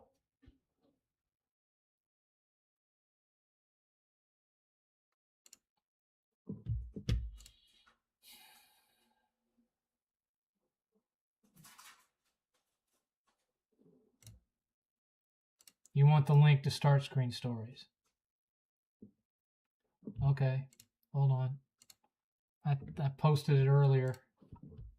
Let me, We did it, Minion! I don't know why it keeps going back to that video.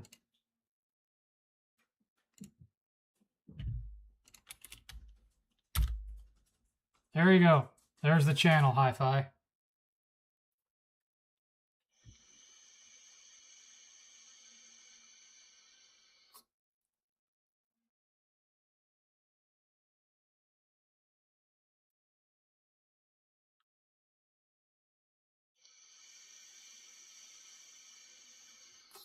"500 views may sound reasonable, but as far as I can tell so far, it's not achievable." The first episode got 240 views. 240. It's been out 3 weeks. 240 views. On a channel that's got 300 subscribers on it. So, something like that. 360 something, I think. Something like that. I don't know. But episode 2 only got 80 views, and episode 3 only got 60 views. So the views are getting worse every episode, but all the comments are all positive. I haven't gotten a single negative comment from anybody that's watched one. I don't get any thumbs down on them. They're all 100% positive on thumbs up or thumbs down.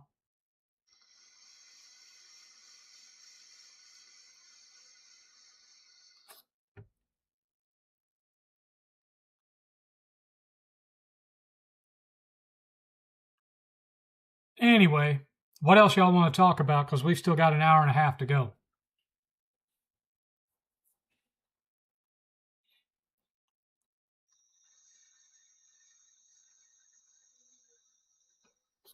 I was hoping that I'd be able to, that once I started posting those, that people in here would have questions to ask. Where's the lore going?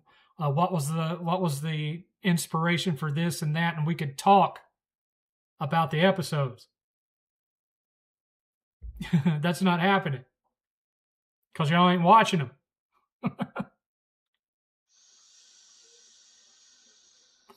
That's what I love most about doing YouTube stuff is the feedback. Being able to talk about videos that I've made with people that have actually watched them. And the only person I'm really getting concrete feedback, asking questions about, what was the meaning of this? What's this going to lead to? Blah, blah, blah, is Josh. Because me and Josh talk about it almost every day. Back and forth.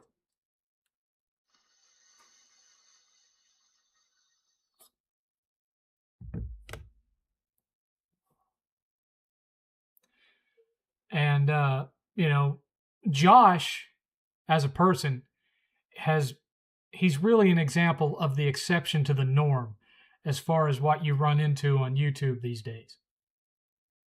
Or the internet in general.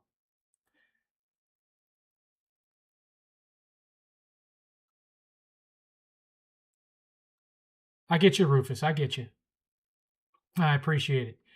But as far and Rufus too. Rufus is an exception to the norm because a lot of what I run into nowadays, and I'm not going to name names, but a lot of and it's not anyone in the Game Chasers inner circle or anything. I'm not talking about Jay. I'm not talking about Eric or Chief or any of those guys. All those guys are great. They ask for nothing in return for their friendship at all. But a lot of the people that I run into nowadays, back during the Trey Brotherhood days, it was all just, you found people with common interests, people you had fun talking to, and you became friends, and that was it. But nowadays,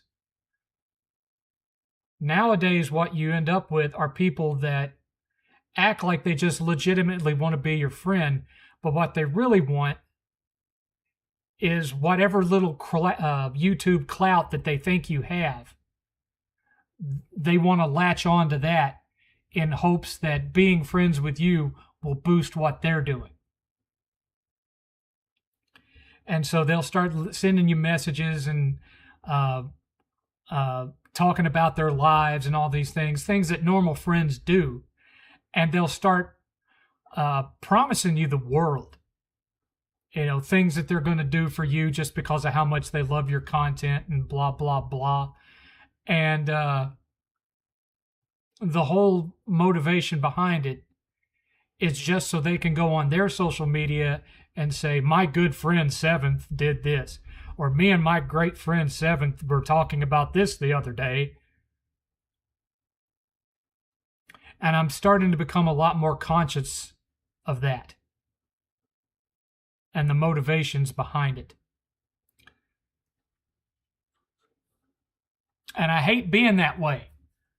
I hate feeling like I shouldn't give some people, new people that pop in, the benefit of the doubt. But I'm to the point where now, anytime some new person shows up in one of my feeds, you know, hey, I've been watching you for years. You're great, and I've loved your content. It helped me through some hard times, blah, blah, blah. I'm instantly suspicious because of people like some of the individuals that I'm talking about now.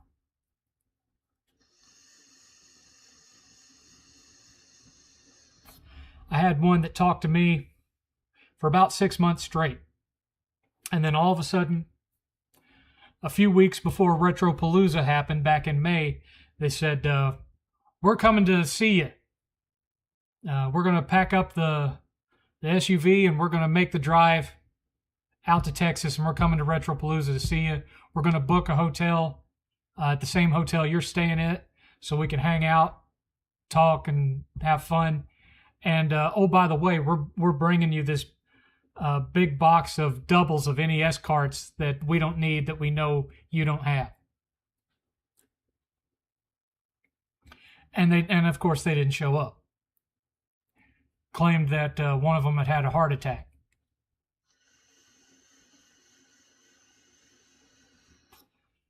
Which at the time I believed him. And then once I was back from Retropalooza, they were writing me saying that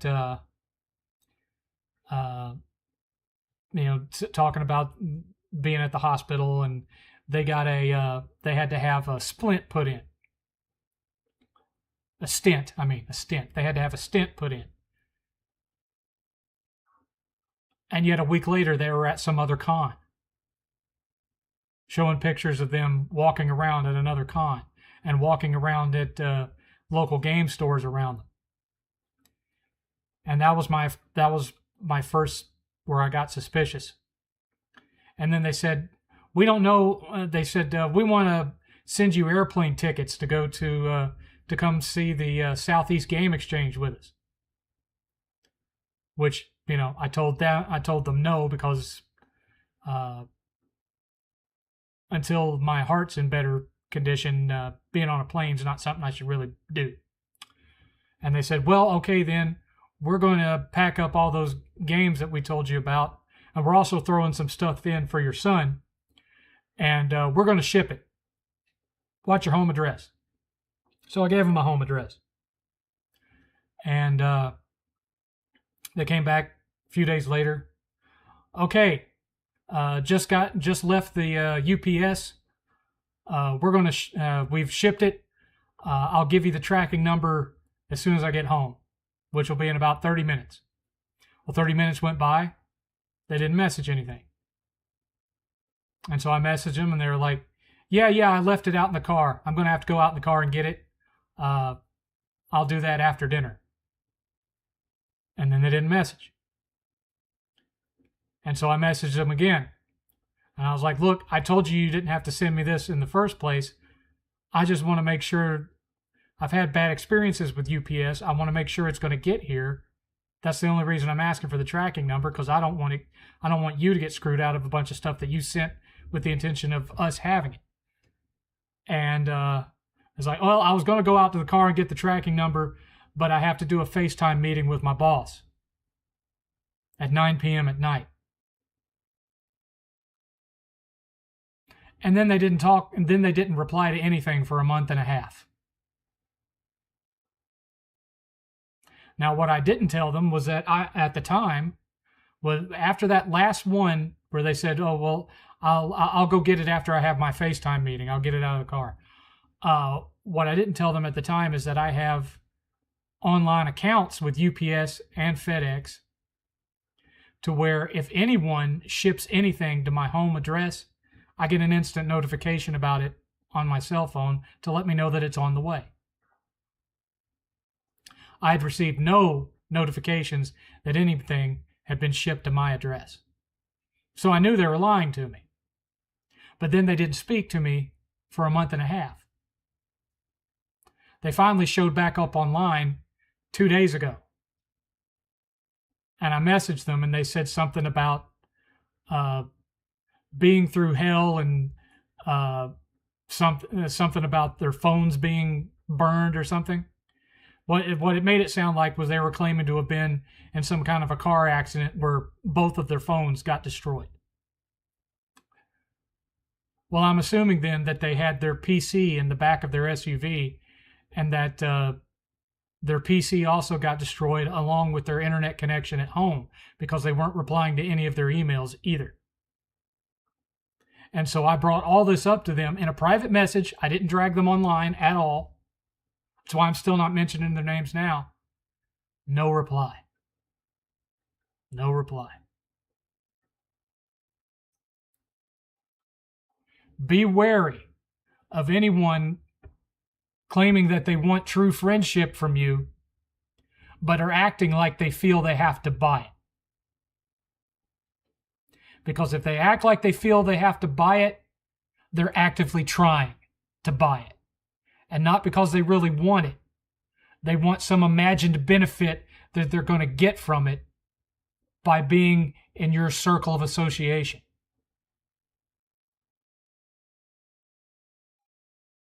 It's parasocial bullshit.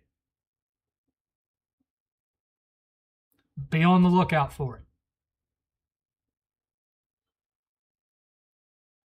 And it's usually from people that, based on their content and the conversations that you have with them, you'd think they're the nicest, sweetest people in the world. And then they end up being something totally different. Be very cautious. If someone offers to give you something,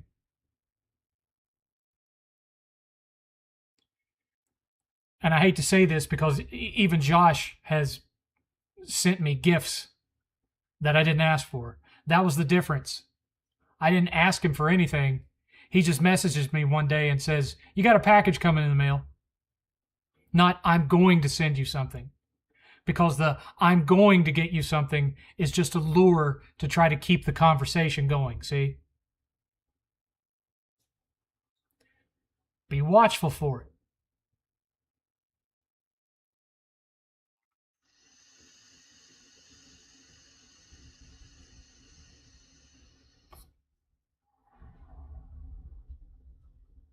Be watchful for it.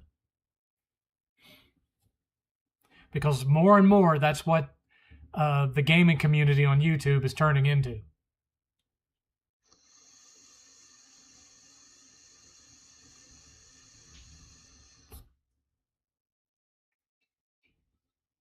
That's shady as some people's... Yeah, I know, man. I know. I don't understand it. And when they start... Because we're talking about... This guy was talking about sending me damn near $1,000 worth of NES cards. Because some of the ones that he claimed he was sending me were like big money bangers, like, you know, $300 plus games like Mighty Final Fight, stuff like that. And, you know, I immediately was like, you know, you don't have to send me that. That's way too much. You know, you want to send me a t-shirt with your channel's logo on it so I can wear it on stream, or, you know, a ball cap with your company logo on it. I'm happy to do that. Happy to do that. But you don't need to be sending me $1,000 worth of games. And he kept insisting, these are doubles. We haven't been able to sell them, etc., etc. We're more than happy to do it. We know they'd make a good home in your game room, blah, blah, blah. And it was all just to keep me talking to him.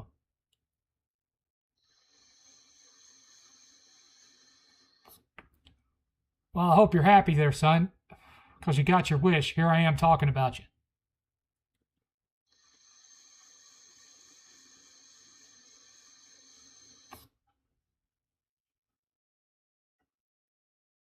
Here I am talking about you. And they're not a big channel by any means. You know, they get like 20 views. Very small channel. So it's not like, you know, it's not like a reverse situation where I was cozying up to some big YouTuber.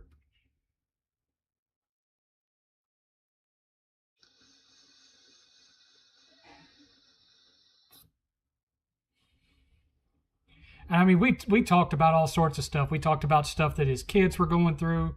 I was giving them advice on things they could do to make their videos more entertaining. Not more successful, but just more entertaining.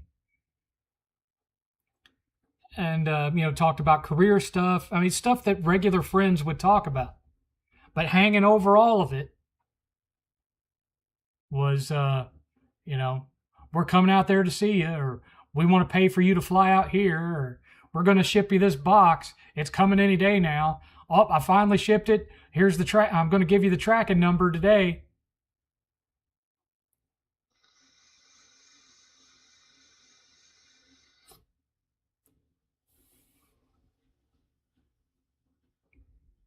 Well, you got your wish, Chris. I'm talking about you.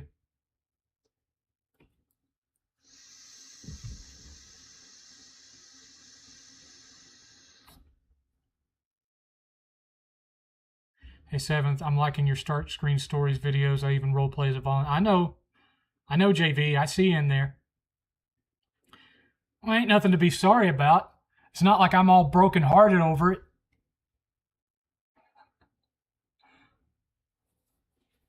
I'm just warning y'all that seems to be the going trend nowadays.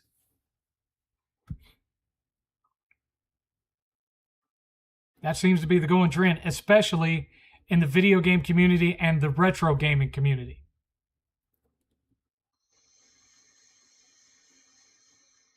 And people will say, well, you did the same thing with Billy and Jay. No, I didn't. I talked with Billy for like 2 years before I ever sent them anything. And what I did send them was I would take all the stuff in the house that I didn't want anymore, like old Transformers that 8th didn't play with anymore, stuff like old toys. I had like an old toy BB gun, really just my old junk. And I would mail it to them because they used to open anything that anyone sent them on a video, and then you just sit and laugh at their reactions to some of the stuff that they'd find in the box. Like one guy sent them a butt plug. One time someone sent him a dildo, you know, that kind of crap. And, you know, sometimes I would troll Jay because Jay he has some kind of phobia about monkeys doing human things. And so I'd send him pictures of monkeys sitting on the toilet, monkeys playing the ColecoVision in frames, so he could frame them on the wall, you know. I'd troll big posters of monkeys dressed up like Abraham Lincoln, that kind of stupid crap. But never asked for anything in return, never asked for them to promote my channel, never asked to be on an episode. You know, those are things that Billy came and asked me to do. Was never any expectation of that. Was never me trying to get any kind of clout off of them. And I know there's people that are in the Game Chasers Facebook group that have accused me of that, because I've posted links to my videos in there, when it's been made very clear that now that Billy's gone and there's not going to be any new Game Chaser videos, the primary focus of that group is to be friends with each other, share each other's content, and to, you know, help promote the people that Billy left behind, like Jay and Eric and Chief and all of them.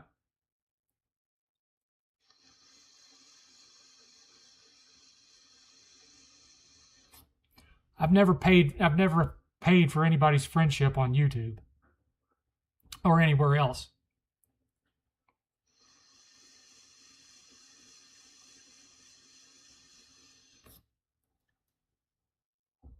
Rufus, he's actually mentioned it in old Game Chaser videos where he doesn't like monkeys doing human things. It's come up a couple of times in some of the older episodes.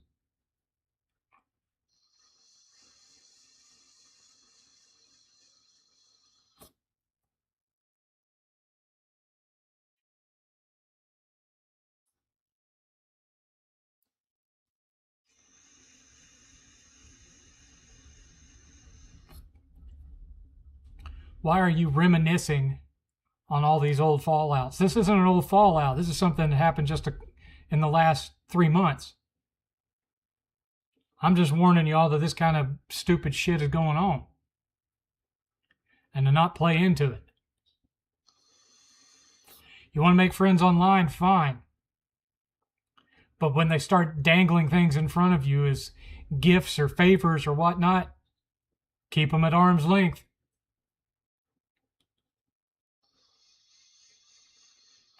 You used to drink a lot, Rufus? You used to drink a lot?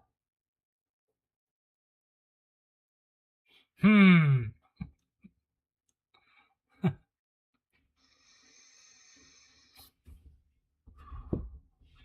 still want to make videos on this channel. I just don't know what to make.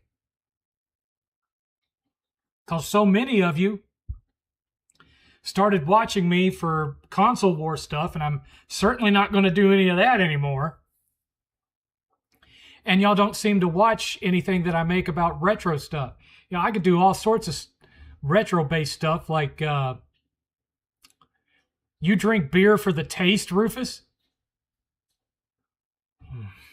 I could be doing all sorts of retro stuff. I could be doing, you know, my top 10 arcade beat 'em ups, or my favorite 20 Genesis games and stuff like that.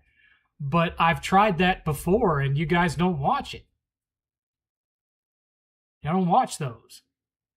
I deleted them off my channel because y'all don't watch them.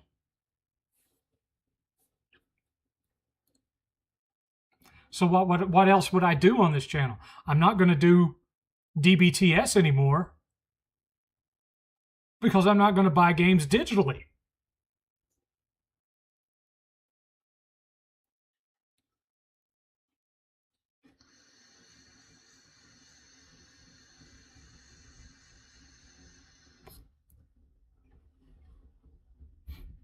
There's not really any such thing as locked down. There is a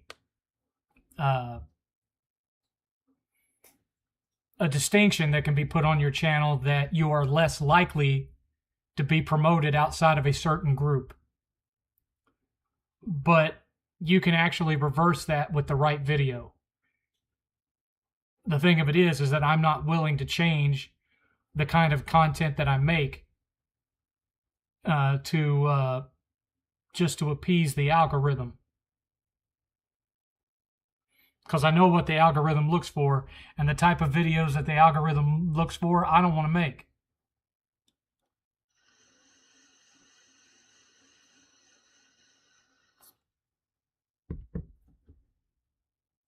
But what I just mentioned, Hi-Fi, has nothing to do with the algorithm.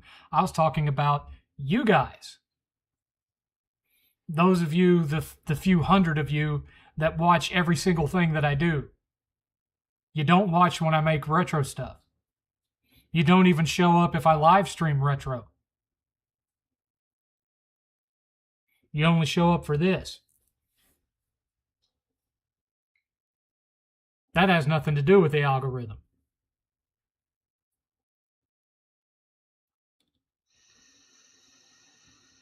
That has everything to do with the fact that the vast majority of you started watching me in the first place for a totally different reason than what I'm currently interested in doing. Just is what it is.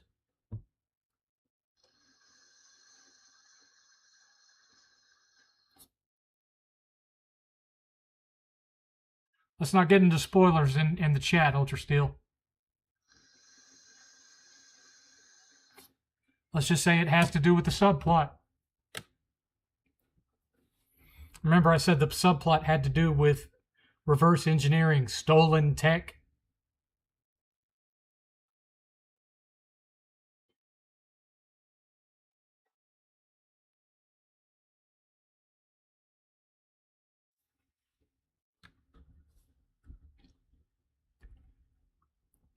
The majority of the people that watch me now watch me on their phone. They don't sit in front of a computer. They don't watch it on their console. They watch me on their phone.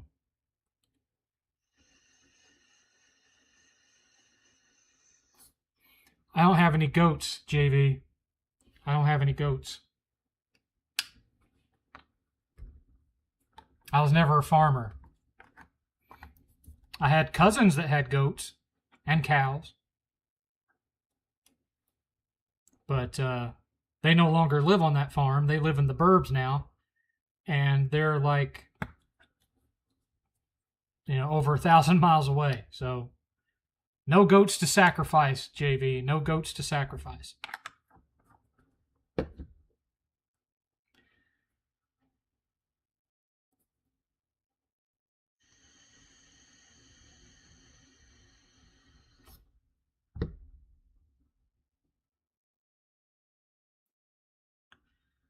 Well, like I've said, Ultra Steel, this show at its heart is a sci-fi dark comedy with a little bit of Eldritch analog horror thrown into the mix. We just haven't gotten to the mix yet.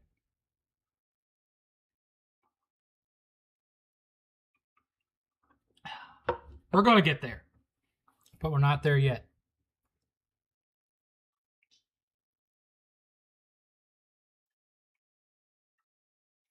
Plus, here's a little something for you, hi-fi, that I've never talked about because why would I? I'm allergic to goats. It's a true story. When I was a little kid, new neighbors moved in across the street from my house. And they had a pet goat that they kept in the backyard.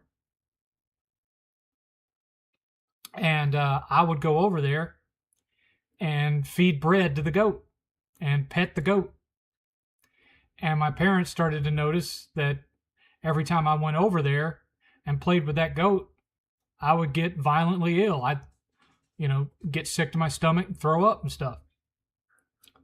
And, I was coming home, straight home, washing my hands with hot water and soap. Didn't make any difference. If I touched that goat, I was sick. And so they had to forbid me from going over there. And once I stopped going over there, didn't get sick anymore. And then we'd go to the zoo, and there'd be a petting zoo. And if I even walked past the goat pen, I could pet deer, I could pet cows, but if I walked past the goat pen, I'd get sick. I've never had it explained to me. So all my life, from that point on, I just don't go anywhere near goats.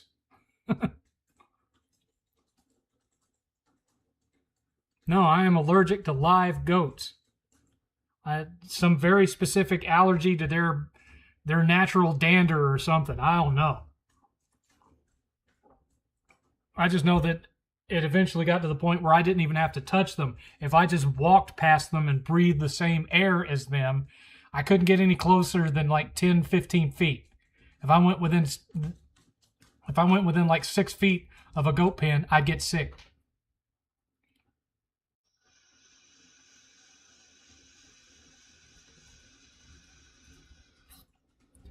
Just one of the weird little fun factoids about me. I don't know. I'm not allergic to much. I'm allergic to wasp stings.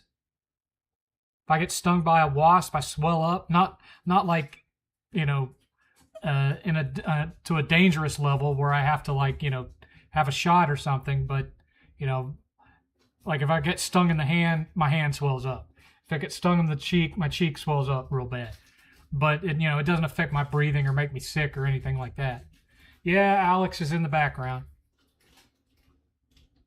What you doing, Alex? What you doing?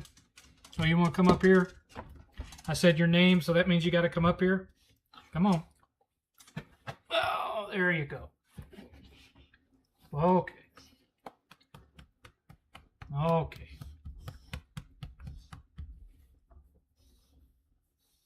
Should have named you Dobby with these ears. Okay. You're a good girl. You're a good puppy. This is what she does. She likes, I mean, like any dog, she likes to lick, but she also likes to just press her face up against my face and just stay that way. Don't you? Ain't that what you like to do? Yeah, that's what you like to do. Mwah. Mwah. What you think of that? Are you gonna fight? Wanna fight?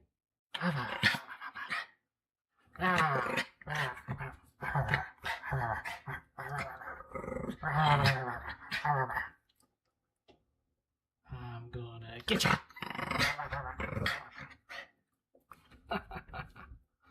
Okay. What's that up there? You don't know? You're not gonna say hi to the people? Look up there. Here's my finger. Follow my finger. You're not gonna do it. She ain't got nothing going on up here. Not the smartest Chihuahua I've ever had. Of course, she's not a pure Chihuahua. She's half Chihuahua, half Pug, and Pugs are not the smartest dogs. So, she didn't get those Chihuahua smarts that my previous ones have had. She's more just a big sweetie that ain't got nothing going up there at all. It's just tumbleweeds blowing through. Oh, you a good girl? You just wanted to sit up here with your grandpa? Okay. Okay.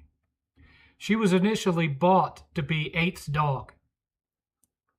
But once we moved here, and 8th moved upstairs, she doesn't like to go upstairs. And so then she became my dog. Not because I wanted to, but just that's the way it ended up being, because we don't really like her. It's not so much that she doesn't like going upstairs. It's just that we had a dog that suffered a pretty serious back injury because they went upstairs and then they were trying to go downstairs and they tripped over their own feet and they fell down the stairs. And so we don't like her going upstairs unless somebody carries her up there and carries her back down. And so, you know, that's fine until she decides she doesn't want to be up there anymore. And then you got to get up to pick her up and carry her back down the stairs. And 8th doesn't like to bother with that. And so most of the time she doesn't go up there. And so she gravitated from him to me. But that's why, you know, to her, I'm grandpa.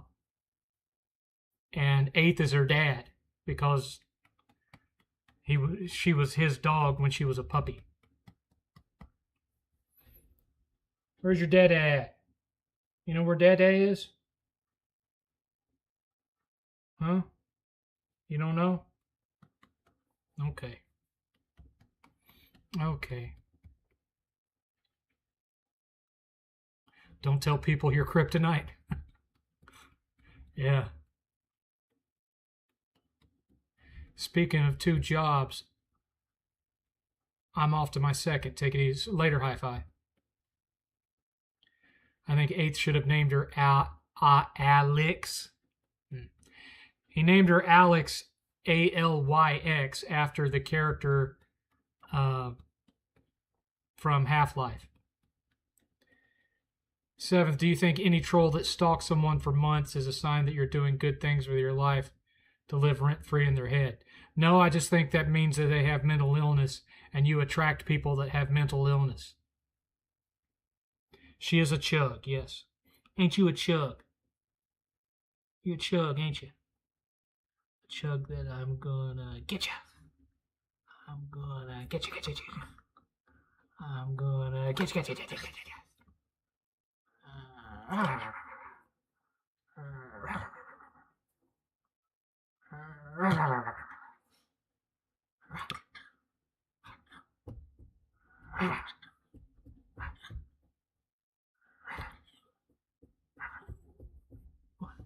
You don't want to play? Huh? You don't want to play? Okay. We don't have to play. You can just sit here and be chunky. I don't know how you're chunky like this. We feed you twice a day, and all you get is your dog food. We're not feeding you off the table. How are you so chunky? How are you so chunky? Look at all this. You have a lion's mane. Look at this. You got a uniboob right there in the front. There's one central boob right there. How's that possible? You're only supposed to have boobs back here, but you got this big boob sticking out right there. How'd that happen? How'd that happen when we're not giving you snacks? Explain that one to me. You gonna tell me? That's another thing. You know, Chihuahuas are known for talking. She don't talk. She don't do the whole, she don't do any of that. I've only ever heard her howl once in her entire life. And that's because she heard something upstairs and thought that 8th had hurt himself. And so she was standing in that recliner over there looking up at the balcony. And she went, all sad and stuff. And that's the only time I've ever heard her howl, was because she thought something was wrong with 8th.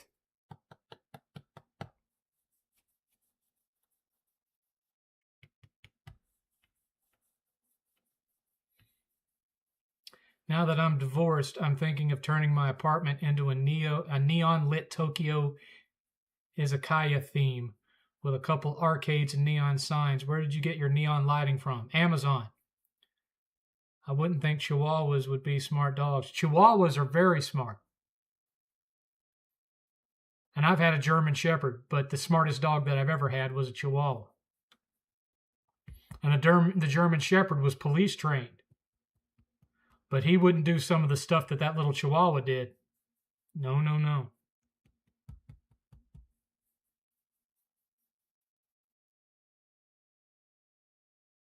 Alex is sad about no more physical PlayStation games. Is that why you're sad? Because games are going all digital? No? Okay. Okay. Maybe the dog food you're giving her secretly has cheeseburgers in it. No, we give her some of that healthy stuff. She gets to keep her insides working good. She gets a mix of kibble with wet dog food, usually chicken. And mostly they tell you to feed your dog once a day. She has to be fed twice a day, but smaller meals. And that's because if we only fed her once a day, she would develop, it is apparently something common with smaller dogs, she would develop more stomach bile than her stomach actually needed to digest the food that she ate. And so she'd spend the day throwing up this yellow bile. And so then when we chopped her daily amount of food in half and just fed her some of it in the morning and some of it in the afternoon, that stopped. But she's all chunky now when she used to be this scrawny thing. She used to be like really skinny. But she ain't skinny no more. She's 5.5 years old. She's 5.5, which means she's got at least 10 more to go.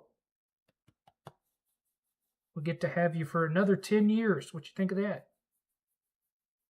Maybe even another 15 if you end up being like some of the other female Chihuahuas I've had. Female Chihuahuas can live a long time.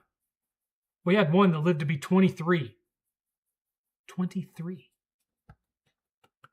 My parents got her before I was born. Several years before I was born. And then she was already 2 years old when they got her. And she passed away in her sleep when I was like in the 6th grade. What's currently in your PS5 disc drive? King Arthur, Legend of the Sword, 4K. Oh, good. I catched it even though I'm late. Yes, and that reminds me.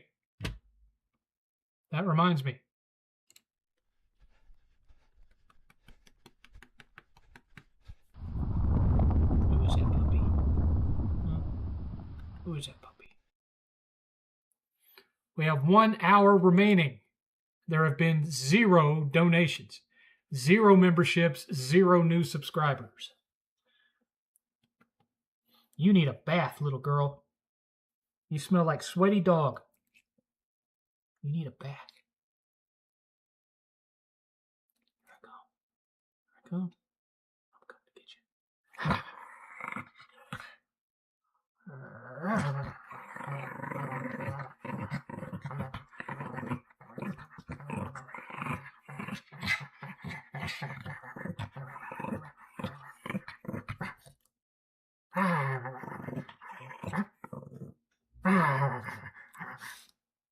What'd you hear? Did you hear something? You need to go investigate? Come on. Go investigate. Go see what that was. Sucker.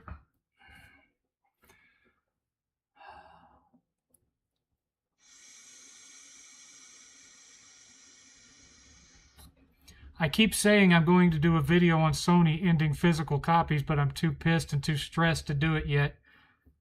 I want to, even if no one sees it. Well, that's, normally I would have done a video on it, but I had so much to say about it that I decided to do it as a live stream. That's why 3 weeks ago, instead of calling the live stream the 7thCast, I said I made it into a DBTS, because that's what I felt. I just didn't want to take the time to make a video on it when I could just do it live. What are you chewing on? Girl, that's one of my energy bar wrappers. There ain't nothing in there for you. There ain't nothing in there for you. No, there's none. Oh, you vicious little thing.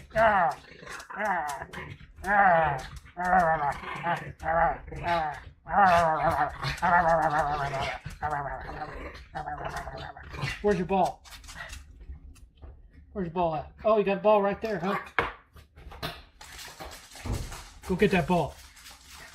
Bring me that ball back. Go get that ball. Hey, this is how I keep her exercise. Otherwise, she'd just lay around all day. We do this several times a day.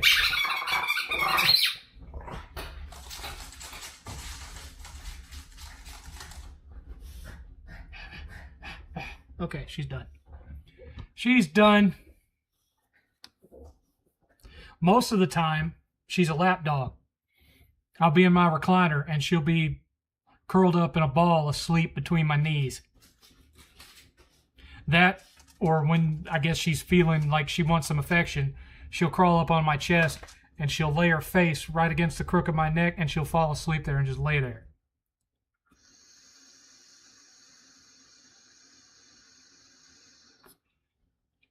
Seventh, in Start Screen Stories, do you think the AI did a good job of replicating the real places you visited in your past?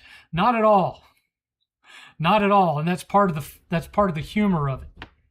Is that my character, Mr. Seventh, is an Elon Musk type, and he's very arrogant, very full of himself, and very overconfident of his abilities. So he thinks he has this tech mastered, but he doesn't. And he's so convinced that he has the tech mastered that he's actually blind to all the things that are visually wrong in the time stream.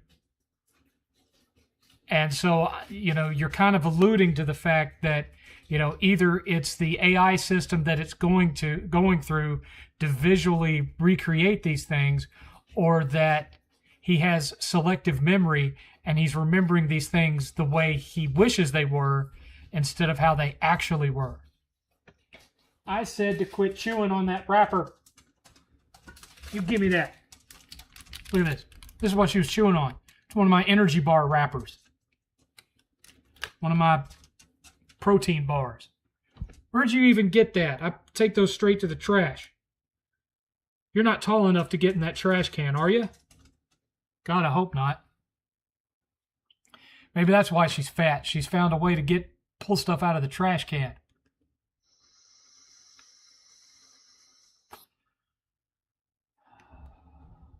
But no, the only time that it gets things visually right as far as places, locations, is if I give it pictures of the actual places that I'm talking about.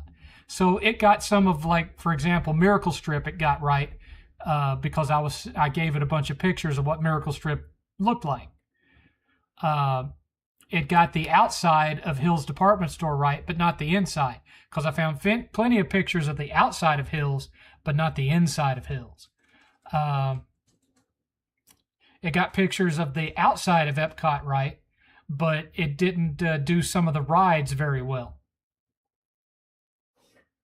Because you can't send it videos for reference. You can only send it pictures. It can't actually watch videos on YouTube.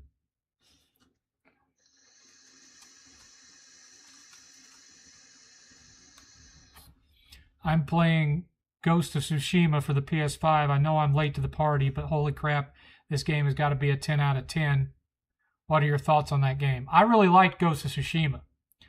I haven't played Ghost of Yotei yet. Eighth was not a fan of the second one. He preferred the first. I mean, for me, Ghost of Tsushima felt like the best Ubisoft game that Ubisoft never made. I grew up with 8 dogs, and at most they lived to be 10 to 12. 23 is a really long life for a dog. Yeah, I know. The thing of it is, the smaller breed you buy, typically the longer they live. It's not the case with the really, really little Chihuahuas, the little teacups. Those little things don't live long at all.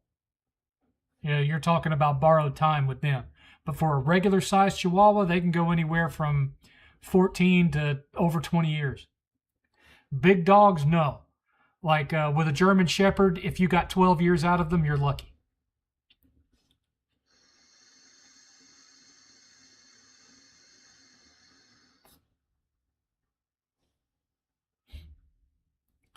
Hills Department Store, you see, when I grew up, we didn't have a Walmart. We didn't have a Walmart. Walmart did not exist where I grew up. We did not get a Walmart until the 90s when I was in high school. If we wanted to go to Walmart, we had to go out of town to a bigger place. But when I was a kid, you didn't have Toys R Us either. You had Lionel Playworld. That was the big toy store in town. Lionel Playworld. For department stores, you had Hills, you had Kmart, and then you had Richway. Now, for you youngins out there, nowadays you would call Richway Target because all the Richways in the South became Targets when Richway went out of business.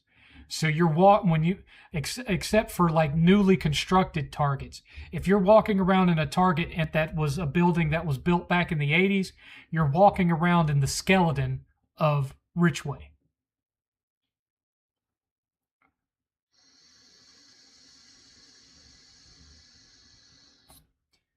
Hell Let Loose Vietnam releases next month. I have no idea what that is and don't care to find out.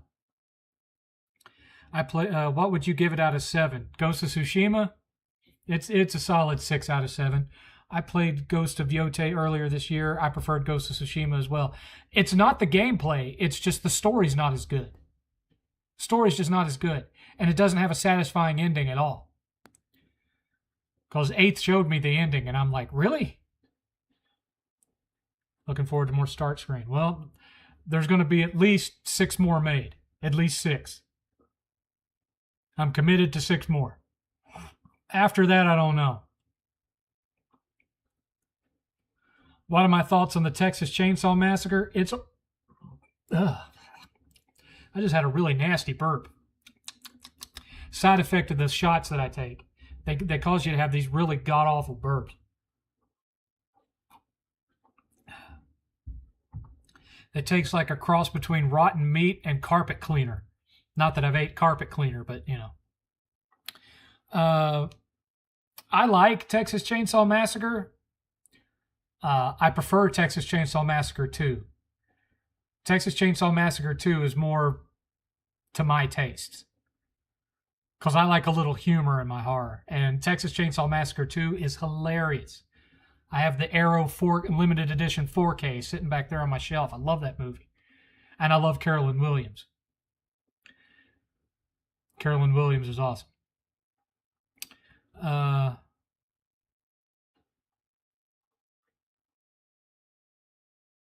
Seventh, would it be possible for there to be a Barth or Sarge cameo and start screen? I don't think so. I don't think I'm really going to do any kind of like bleed over. And remember, I only did Barth once. I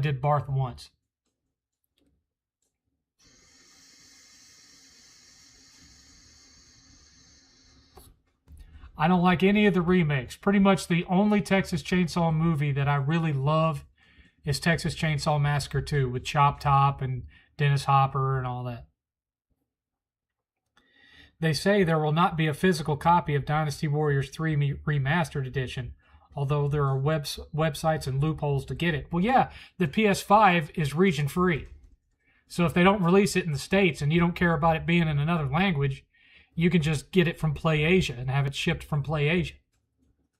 And even so, a lot of those games that are Japanese games like that, or Malaysia, or whatever area you get them from PlayAsia, a lot of them, you just got to, understand the foreign language enough to get into the menu and change the language to English. The spoken language will still be in a foreign language, but the subtitles will be English and the menus will be English. Nothing beats Dennis Hopper sword fighting Leatherface with a chainsaw. Absolutely. That's classic cinema there. And no matter what I do, Rufus, I can't convince Rob to watch it.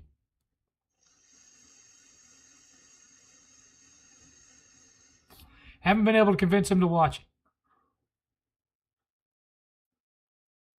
It's Texas Chainsaw Massacre 2, basically Texas Chainsaw meets Evil Dead 2. Humor-wise, sure. Content-wise, no. But as far as the sense of humor, yeah, you could say that.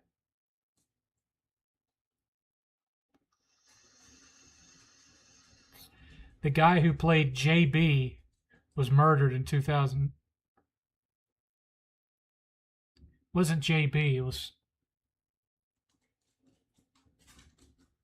LT or something like that. It wasn't JB. If you're talking about the hillbilly that helped run the radio station, if you're talking about that guy, the "Hey there, darling," if you're talking about him, I think his name was like LT or something like that. It wasn't JB. I'll join that battle. I'll bug him about it for years until he watches it.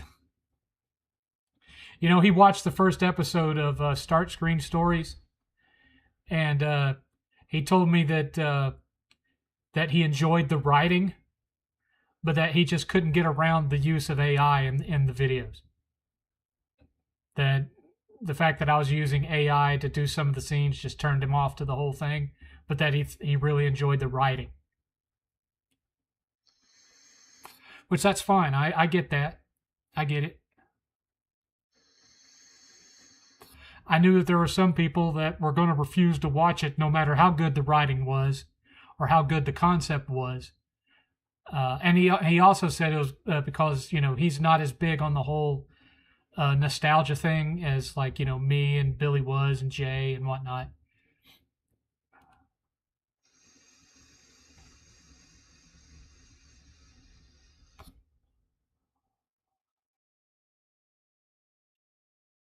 What I need to figure out is what kind of shorts do I need to make for the Start Screen Stories channel to promote the videos? Because that's one thing that I've read, is that if your videos aren't getting a lot of views, you can actually post shorts advertising the videos, and then they'll automatically get more views because the algorithm is totally different when it comes to promoting shorts. But I just don't know what kind of shorts to make for that show.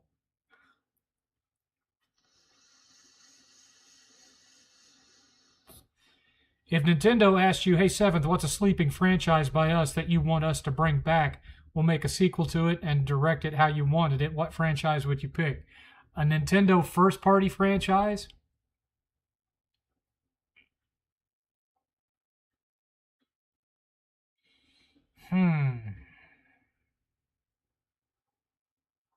I'd want a sequel to Pro Wrestling.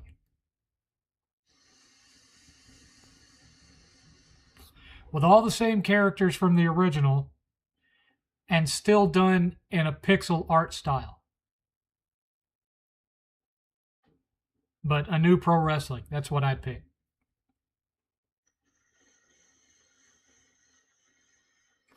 To this day, I don't understand why only one of those got made. It's such a popular game. I haven't talked to a single person who grew up playing the NES who didn't love that pro wrestling game. What do you think of the Yakuza games? I never played any of them, but I'm more hyped for Stranger Than Heaven than I am for GTA 6 at this point.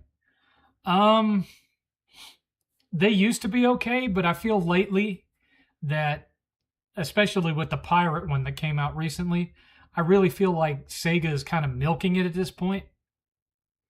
It almost feels like the only reason they keep cranking out all these Yakuza games is because they don't want to bury the world with endless Sonic games. And since, Yakuza is the only other franchise besides Sonic that they currently have that's making money, I mean, I guess you could say that Streets of Rage made money with Streets of Rage 4, but then again, Streets of Rage 4 is a few years old now. Where's Streets of Rage 5?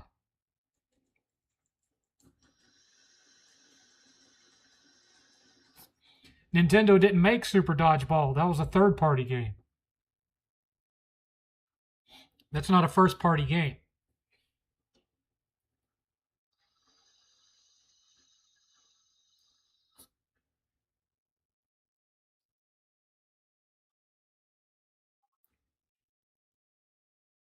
You said if Nintendo asked me, and Nintendo didn't make that game.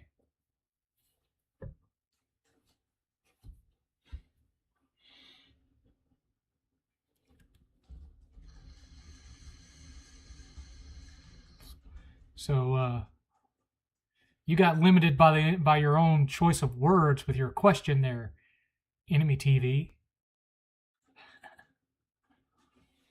Oh. Wah, wah, wah, wah, wah.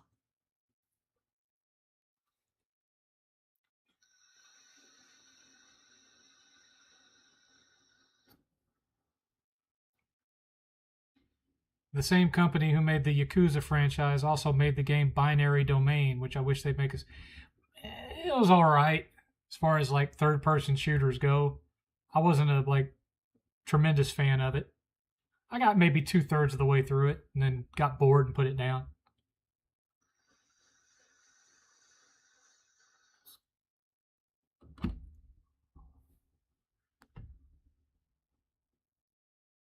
I mean, if we were talking just NES games in general, I could name off a whole ton.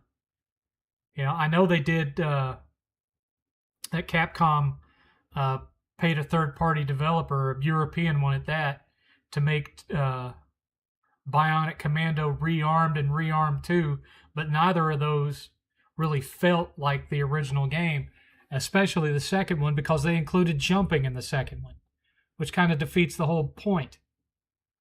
But I could name off tons of NES games, like how about Journey to Silius 2? That would be a good one. Journey to Silius 2. I would play that. I know there's a new Little Nemo game, but it's made by a totally different company and doesn't play anything like the NES original. So how about a Little Nemo 2? And yes, a Super Dodgeball 2. Now, I know there's been other Super Dodgeball games since that one, but again, none of those have played like the NES original.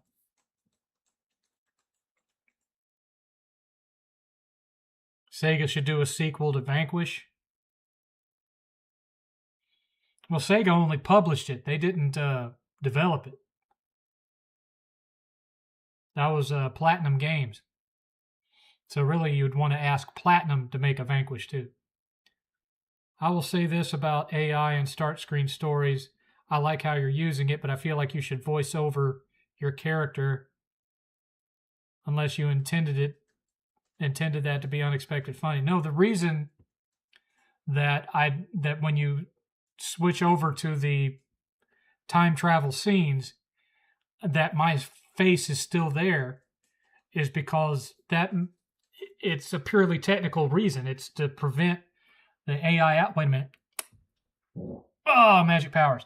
That's to prevent the YouTube algorithm from misclassifying it as AI slop, because the algorithm tends to prefer AI content that mixes live action with AI. If you have nothing but AI in there, then it can get mislabeled as inauthentic content or repetitive content. And so I have my face on screen almost the whole time to prevent that. Plus, I also think it just works better narratively for the whole you're riding a Disney ride thing, because so many of the modern Disney rides have this little screen, and you see the guy pop up who was in the beginning pre-ride room video, giving you, information or whatnot. So that's the vibe I was going for.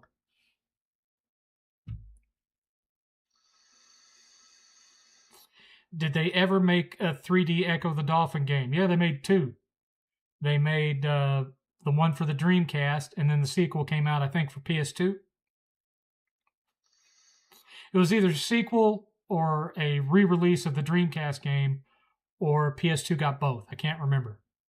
But yeah.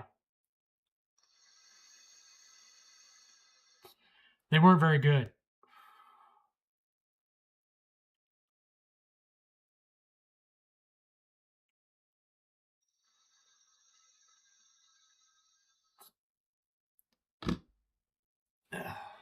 You think Vanquish should have won Game of the Year 2010? Okay. I didn't really get into Vanquish that much. I don't know. Something about the control scheme I just didn't like. To each their own.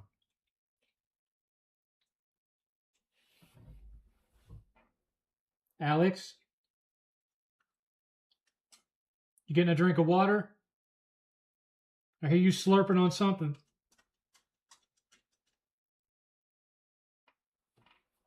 Okay.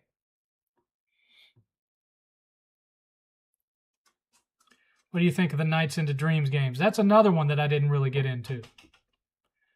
I didn't really get into the original, and I didn't really get into the sequel I really didn't get into the sequel on the Wii. Just one, I don't know.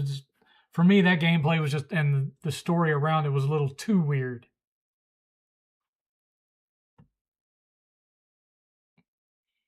I don't know, it just wasn't me. I have it. I have the Japanese version on Saturn, not the American version, because the Japanese version was way cheaper. What are your thoughts on strategy guide collecting becoming more and more popular and expensive? And also, do you own any? No. I'm not into strategy guide collecting. I used to like strategy guides, but nowadays I don't see the point in it, because you can just go look up anything that you don't know or watch a video of it.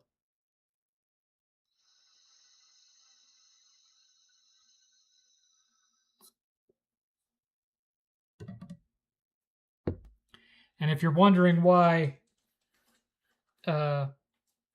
the camera footage of me is black and white, well, that's because it's supposed to be a security camera. So I'm trying to more accurately recreate the security camera footage look. And I know a lot of modern security cameras are in full color. I just like it better. To me, it just looks better.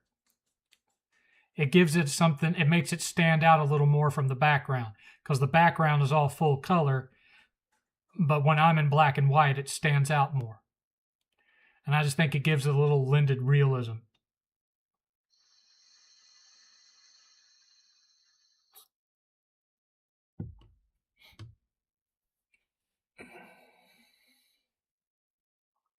I'm not going to give away the plot of episode 4, but I will tell you that I know I've already covered this a little bit in episode 1, I think, but it's going to go back to the 1983 U.S. market crash. And it's going to cover it a little more in depth.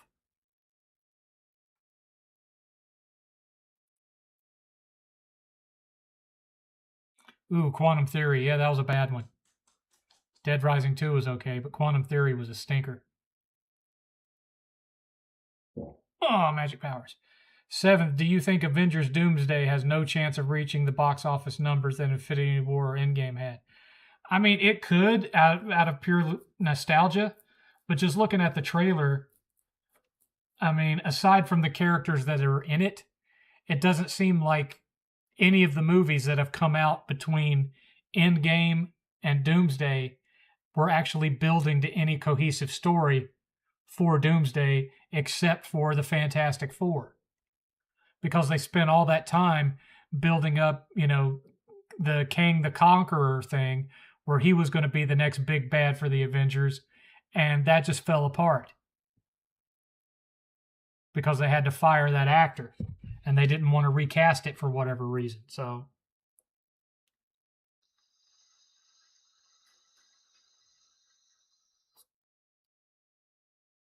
well, the way I think about it, Enemy, is if I had a whole bunch of strategy guides, that would just be that much less shelf space for games. And my primary focus is two things, movies and games. I collect movies, I collect games. That's it. I mean, I have some action figures, but not a tremendous amount. Mostly just ones to decorate my walls. I don't go out there buying a bunch of action figures, especially now since I don't have a whole lot in the way of money. I did buy one action figure recently to use as a prop in episode 3 of Start Screen Stories. If you haven't watched that episode, then I'm not going to tell you what that figure is because it spoils it. Do you like the film noir genre in movies? I like some detective noir movies.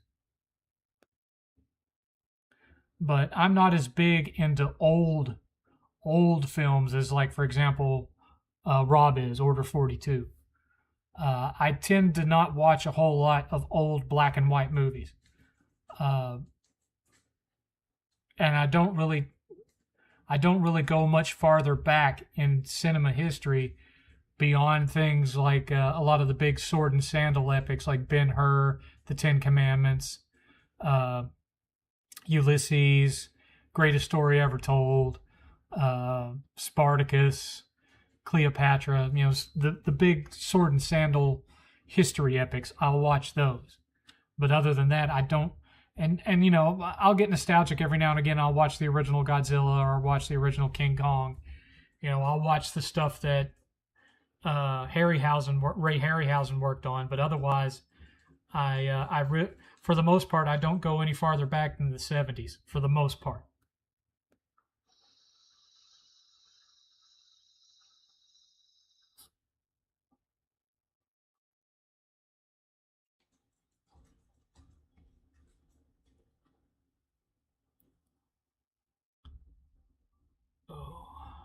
Sengoku Basara. I always get that mixed up with Senran Kagura. Not because of the plot, but because their names just sound similar. Totally different genre, though. Totally different genre.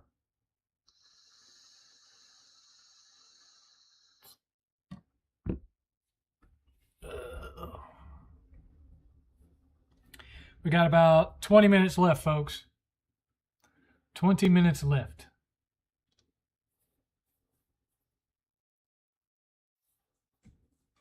Did you ever play the Syndicate game for the PS3? I played it single player. I didn't play any of the multiplayer, which that game really was meant to be a multiplayer game. So, yeah, I didn't think much of it. I think I have it. I think I have it on the shelf back there. I have about, well, I don't know, 150 PS3 games, something like that.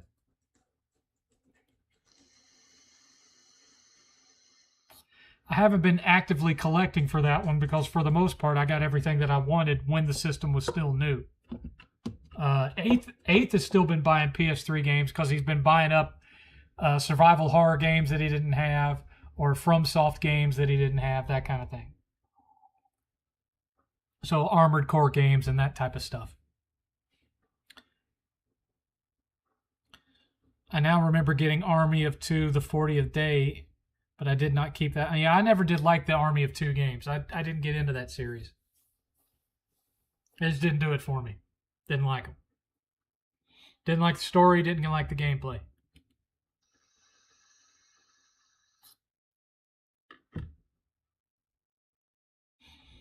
Just didn't do it for me. Sorry, guys.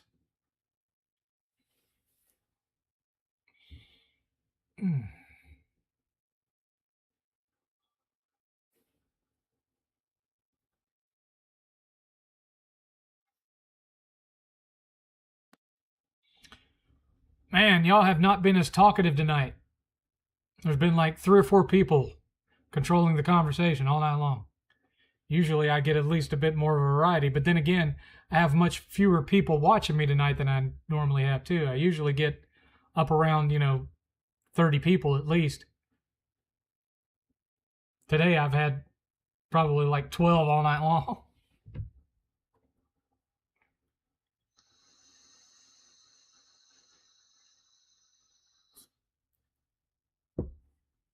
Which is a better shoot 'em up series, Cotton or Raiden? I haven't really played a tremendous amount of either one. I remember playing a Raiden game on, I think, Genesis back in the day, but Cotton has not been a series that had a lot of releases in the US, so I don't have a lot of background in that one. And plus, I'm not as big on shmups as I am, say, Metroidvania style games. That tends to be my favorite thing. I play a lot of Metroidvanias. I only play a handful of shooters. The most recent one being Eartheon, which I really liked because it reminded me of Thunder Force.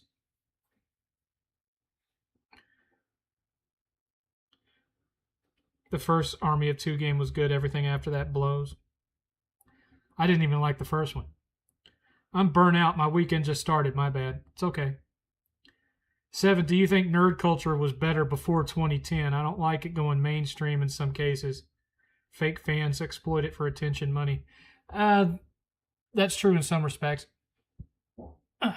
Little one. Speaking of burned out, what did you think of the Burnout series? I didn't really care anything about Burnout until Burnout Paradise came out. And I'm not all that big on racing games, to be honest with you, but for some reason Burnout Paradise just clicked with me. It's been the only time a racing game came out where I just got fully invested in it. I am late. Here's the signature donation. What movie was bad but you still enjoyed it? Freddy Got Fingered. That's the first one that pops into my head. I actually saw Freddy Got Fingered at the theater because I just like really absurdist comedy like that. To me, Freddy Got Fingered was Tom Green's UHF because both of them were kind of made to troll the studio who gave them money to make a movie. It's like the studio came and said, hey, we want you to make a movie. And they're like, you want me to make a movie? You're going to give me a few $1 million to do it? Well, okay. Don't complain when what you get ain't what you're expecting. So, I view UHF and Freddy Got Fingered as kind of the same spirit. They're like spiritually connected because they were built directly to troll the people that gave them the money to make a movie.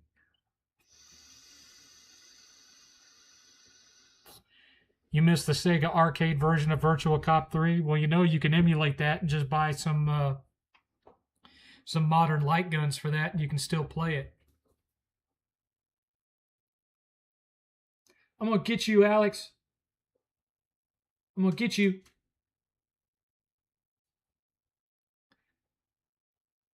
I hear you getting into stuff. I hear you. There you go. That's a puppy. That's a puppy. What you doing down there? Get over. Get over.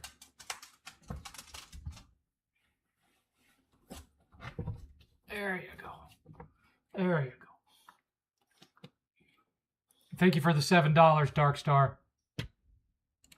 There you go. Oh, who's a good puppy, huh? You a good puppy? You listen to Grandpa? Yeah? Okay.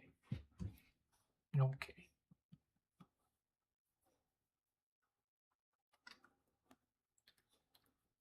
Okay.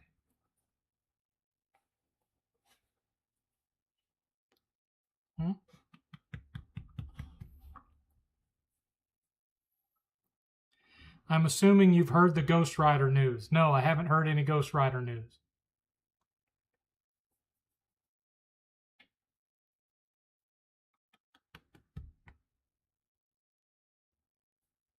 Here's a question to put you on the spot. Which game do you like more, Panzer Dragoon or Legend of Dragoon? Legend of Dragoon. Panzer Dragoon is fun, but it's a shooter, and I'm more of an RPG guy. Now, Panzer Dragoon Saga is a different story, because that's an RPG. But even so, it's an RPG that its combat system is still based around flying a dragon and shooting things with that dragon. So I'd still prefer Legend of Dragoon, because it's a more traditional RPG.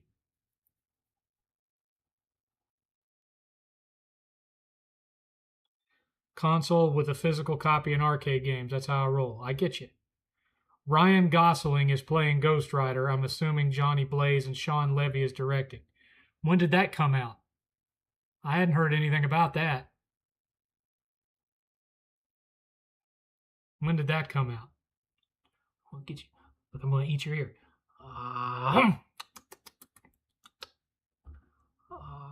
What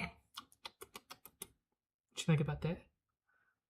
I'm going to take your nose. I'm going to get your nose. Look, I got your nose. It's right there. Look, watch this. Hey, watch this. I ate your nose. Okay, I'll put it back. There you go.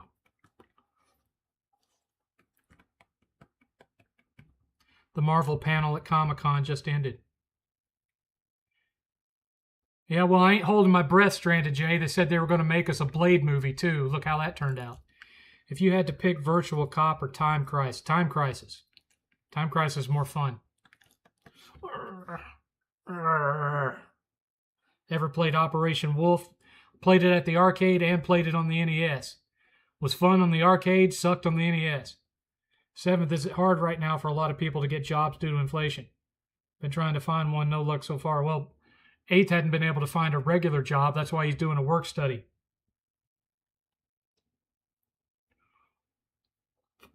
I know we're hiring all the time. The company that I work for, they hire constantly.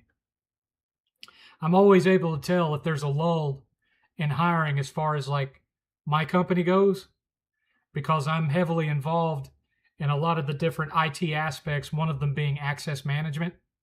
So there's not like a person in the company that hires on that I don't know about, because I have to overlook the things that they're granted access to. That's one of the things that I do. Primarily, I do financial application analysis and support, but I'm also involved in access management. So if somebody gets hired on and they need access to this and that and the other thing, I know about it.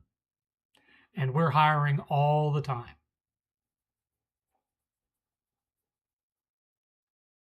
Blue collar and white collar.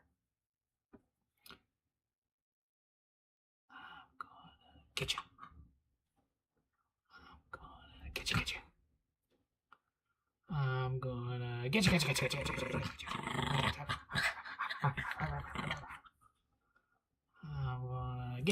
you.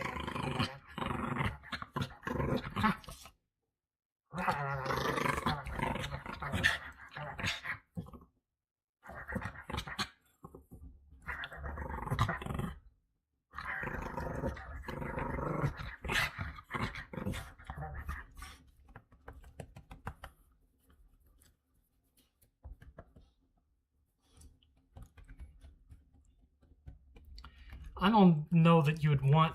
I mean, Operation Wolf is so generic.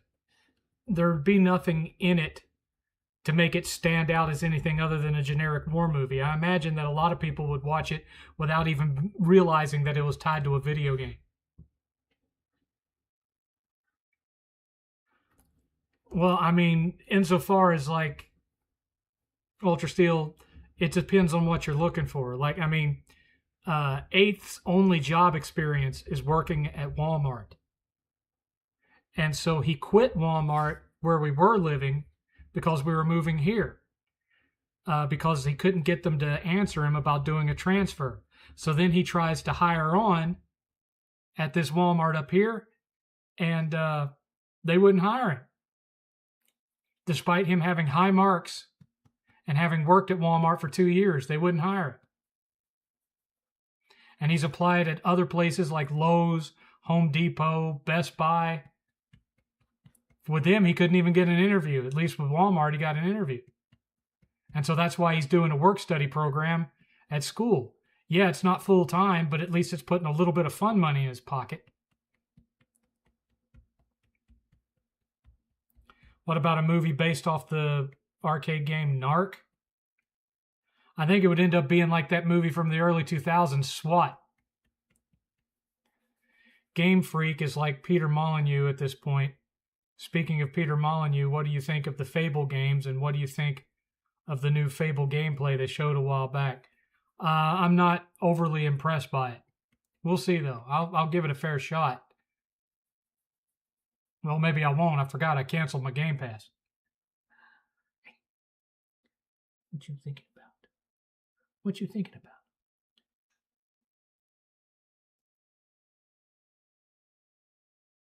Eighth building. He ain't building a long resume because he doesn't have all the jobs that I've had. I've worked at way more jobs than Eighth ever has. Because I never, up until I hired on with this company, I never stayed with any company I was with longer than 3 years max. So a lot of my early resume was before I got my first IT job.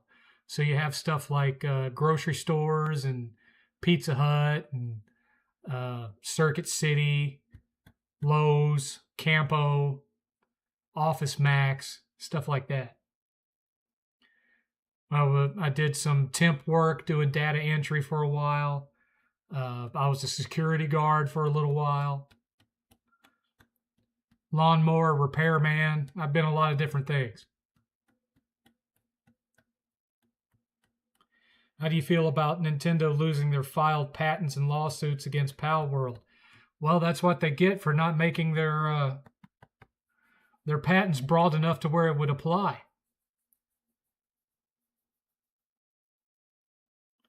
We got about 8 minutes, folks. 8 minutes.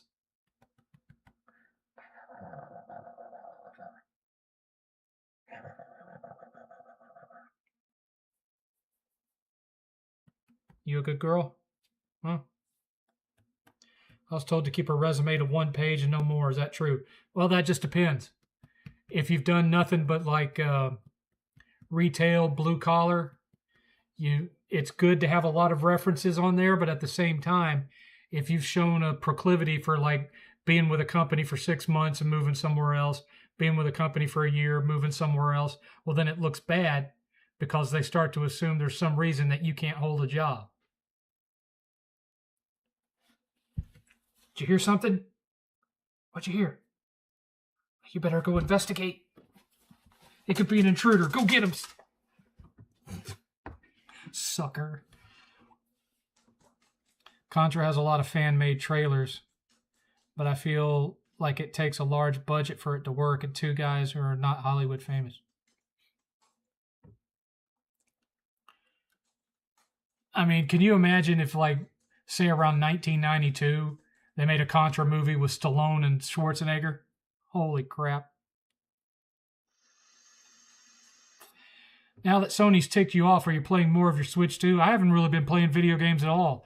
I was working on The Adventures of Elliot, and then that Sony news hit, and it just killed all my interest in playing any video games. I've just been working and watching movies.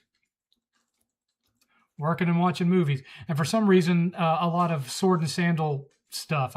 In the last several weeks, I've rewatched the director's cut of Kingdom of Heaven, Troy, Gladiator, King Arthur and the Legend of the Sword, 300, Ben-Hur, and the remake of Ben-Hur. I don't know why. I just got on a Sword and Sandal kick. I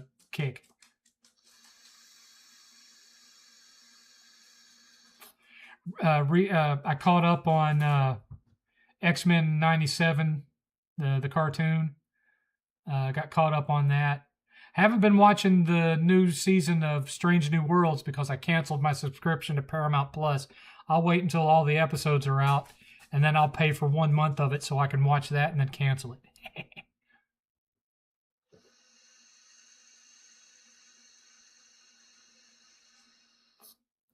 Sounds like you were preparing to watch the Odyssey. More like the Odyssey inspired me to rewatch movies that I liked better than the Odyssey. In some cases, not all of them.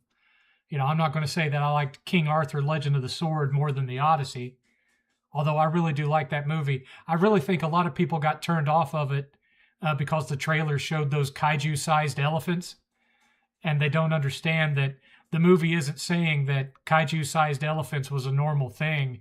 It plainly explains that they were conjured out of magic. But I love that movie. I don't care. It's one of my favorite King Arthur movies. It's not as good as Excalibur, but in the least, I like it better than that King Arthur movie that Clive Owen did back in 2004 with Keira Knightley in it. Who was it that directed that?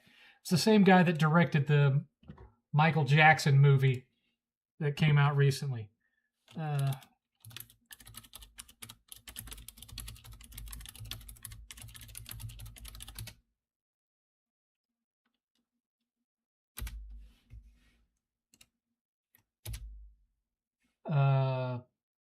Antoine Fuqua. He directed that 2004 King Arthur, the one that has no magic in it at all. It's got Keira Knightley in it, and it's trying to be historically accurate. So Arthur was like a guy that was a Roman centurion or whatever, and he ends up becoming King of the Britons. That movie.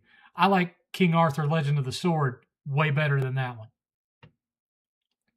Because, man, in King Arthur, Legend of the Sword, when he swings Excalibur, it sends this shockwave that just sends guys flying 50 feet. It's pretty impressive to see the way they did that effects-wise. It's really cool. And I like the actors in it a lot. I'll tell you ones that I like that I didn't like them as much when they came out, but now I like them a lot more. And that was the remake of Clash of the Titans and its sequel with Sam Worthington. I like those. And, you know, it's a weird thing. I've been rewatching movies that I don't like and finding that I actually like them now. Good example, Star Trek Nemesis, the last Next Generation movie. I hated it when I went to see it at the theater. But I rewatched it like a week or two ago, and I like it a lot more now. And I mean, sure, it's a complete ripoff of Wrath of Khan. It completely borrows the Wrath of Khan structure, but I still really like it now, and I hated it when I first saw it. Now, I still hate Insurrection. That my opinion of that one has not changed. That movie is unwatchable. It's like a bad episode of the show. The story is totally not big screen worthy at all. Another one that I recently rewatched that I didn't hate it, but I wasn't that big a fan of it before, but I rewatched it like a night or two ago and just really had a fun time with it, was the remake of The Lone Ranger that Disney did a few years ago with Armie Hammer and Johnny Depp. I found myself laughing at that a lot more than I did the first time I watched it. I don't know what's changed, but for whatever reason, I just enjoyed it more. See you later, enemy.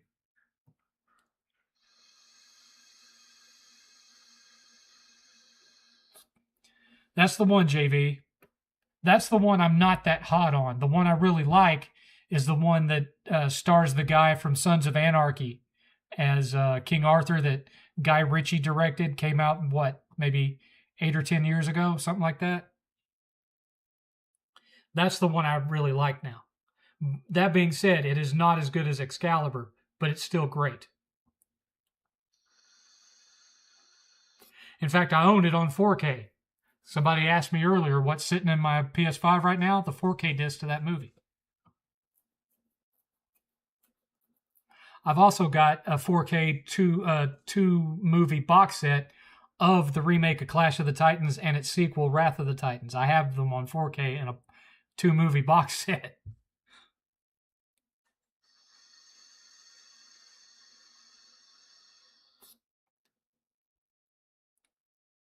What about Ron Perlman? What about him? Be nice to get a movie nowadays that is like an 80s action movie where have some dude just kick a door in and mow everybody down. For that, you got to go direct to video, like direct to streaming. There's lots of movies made like that are lower budget. They're just straight up 80s style action films. Netflix has a bunch of them too. Anyway, it's 9 o'clock. I appreciate everyone that actually bothered to show up tonight. Lower audience tonight. Maybe they'll watch the replay. I don't know. I don't think this one did all that great as far as replayability. I didn't have as many topics to talk about, and there wasn't as many folks tossing questions that could get into anything really compelling or interesting. But who can say? Who can say? But I appreciate. No, I was talking about the guy that played Jax Teller, Charlie Dunham. He's the guy that plays King Arthur in King Arthur: Legend of the Sword. Anyway, I'm going to see y'all. Be thinking about what you want to talk about, and ask questions you want to ask me, and I'll try to be back here next week, same 7th time.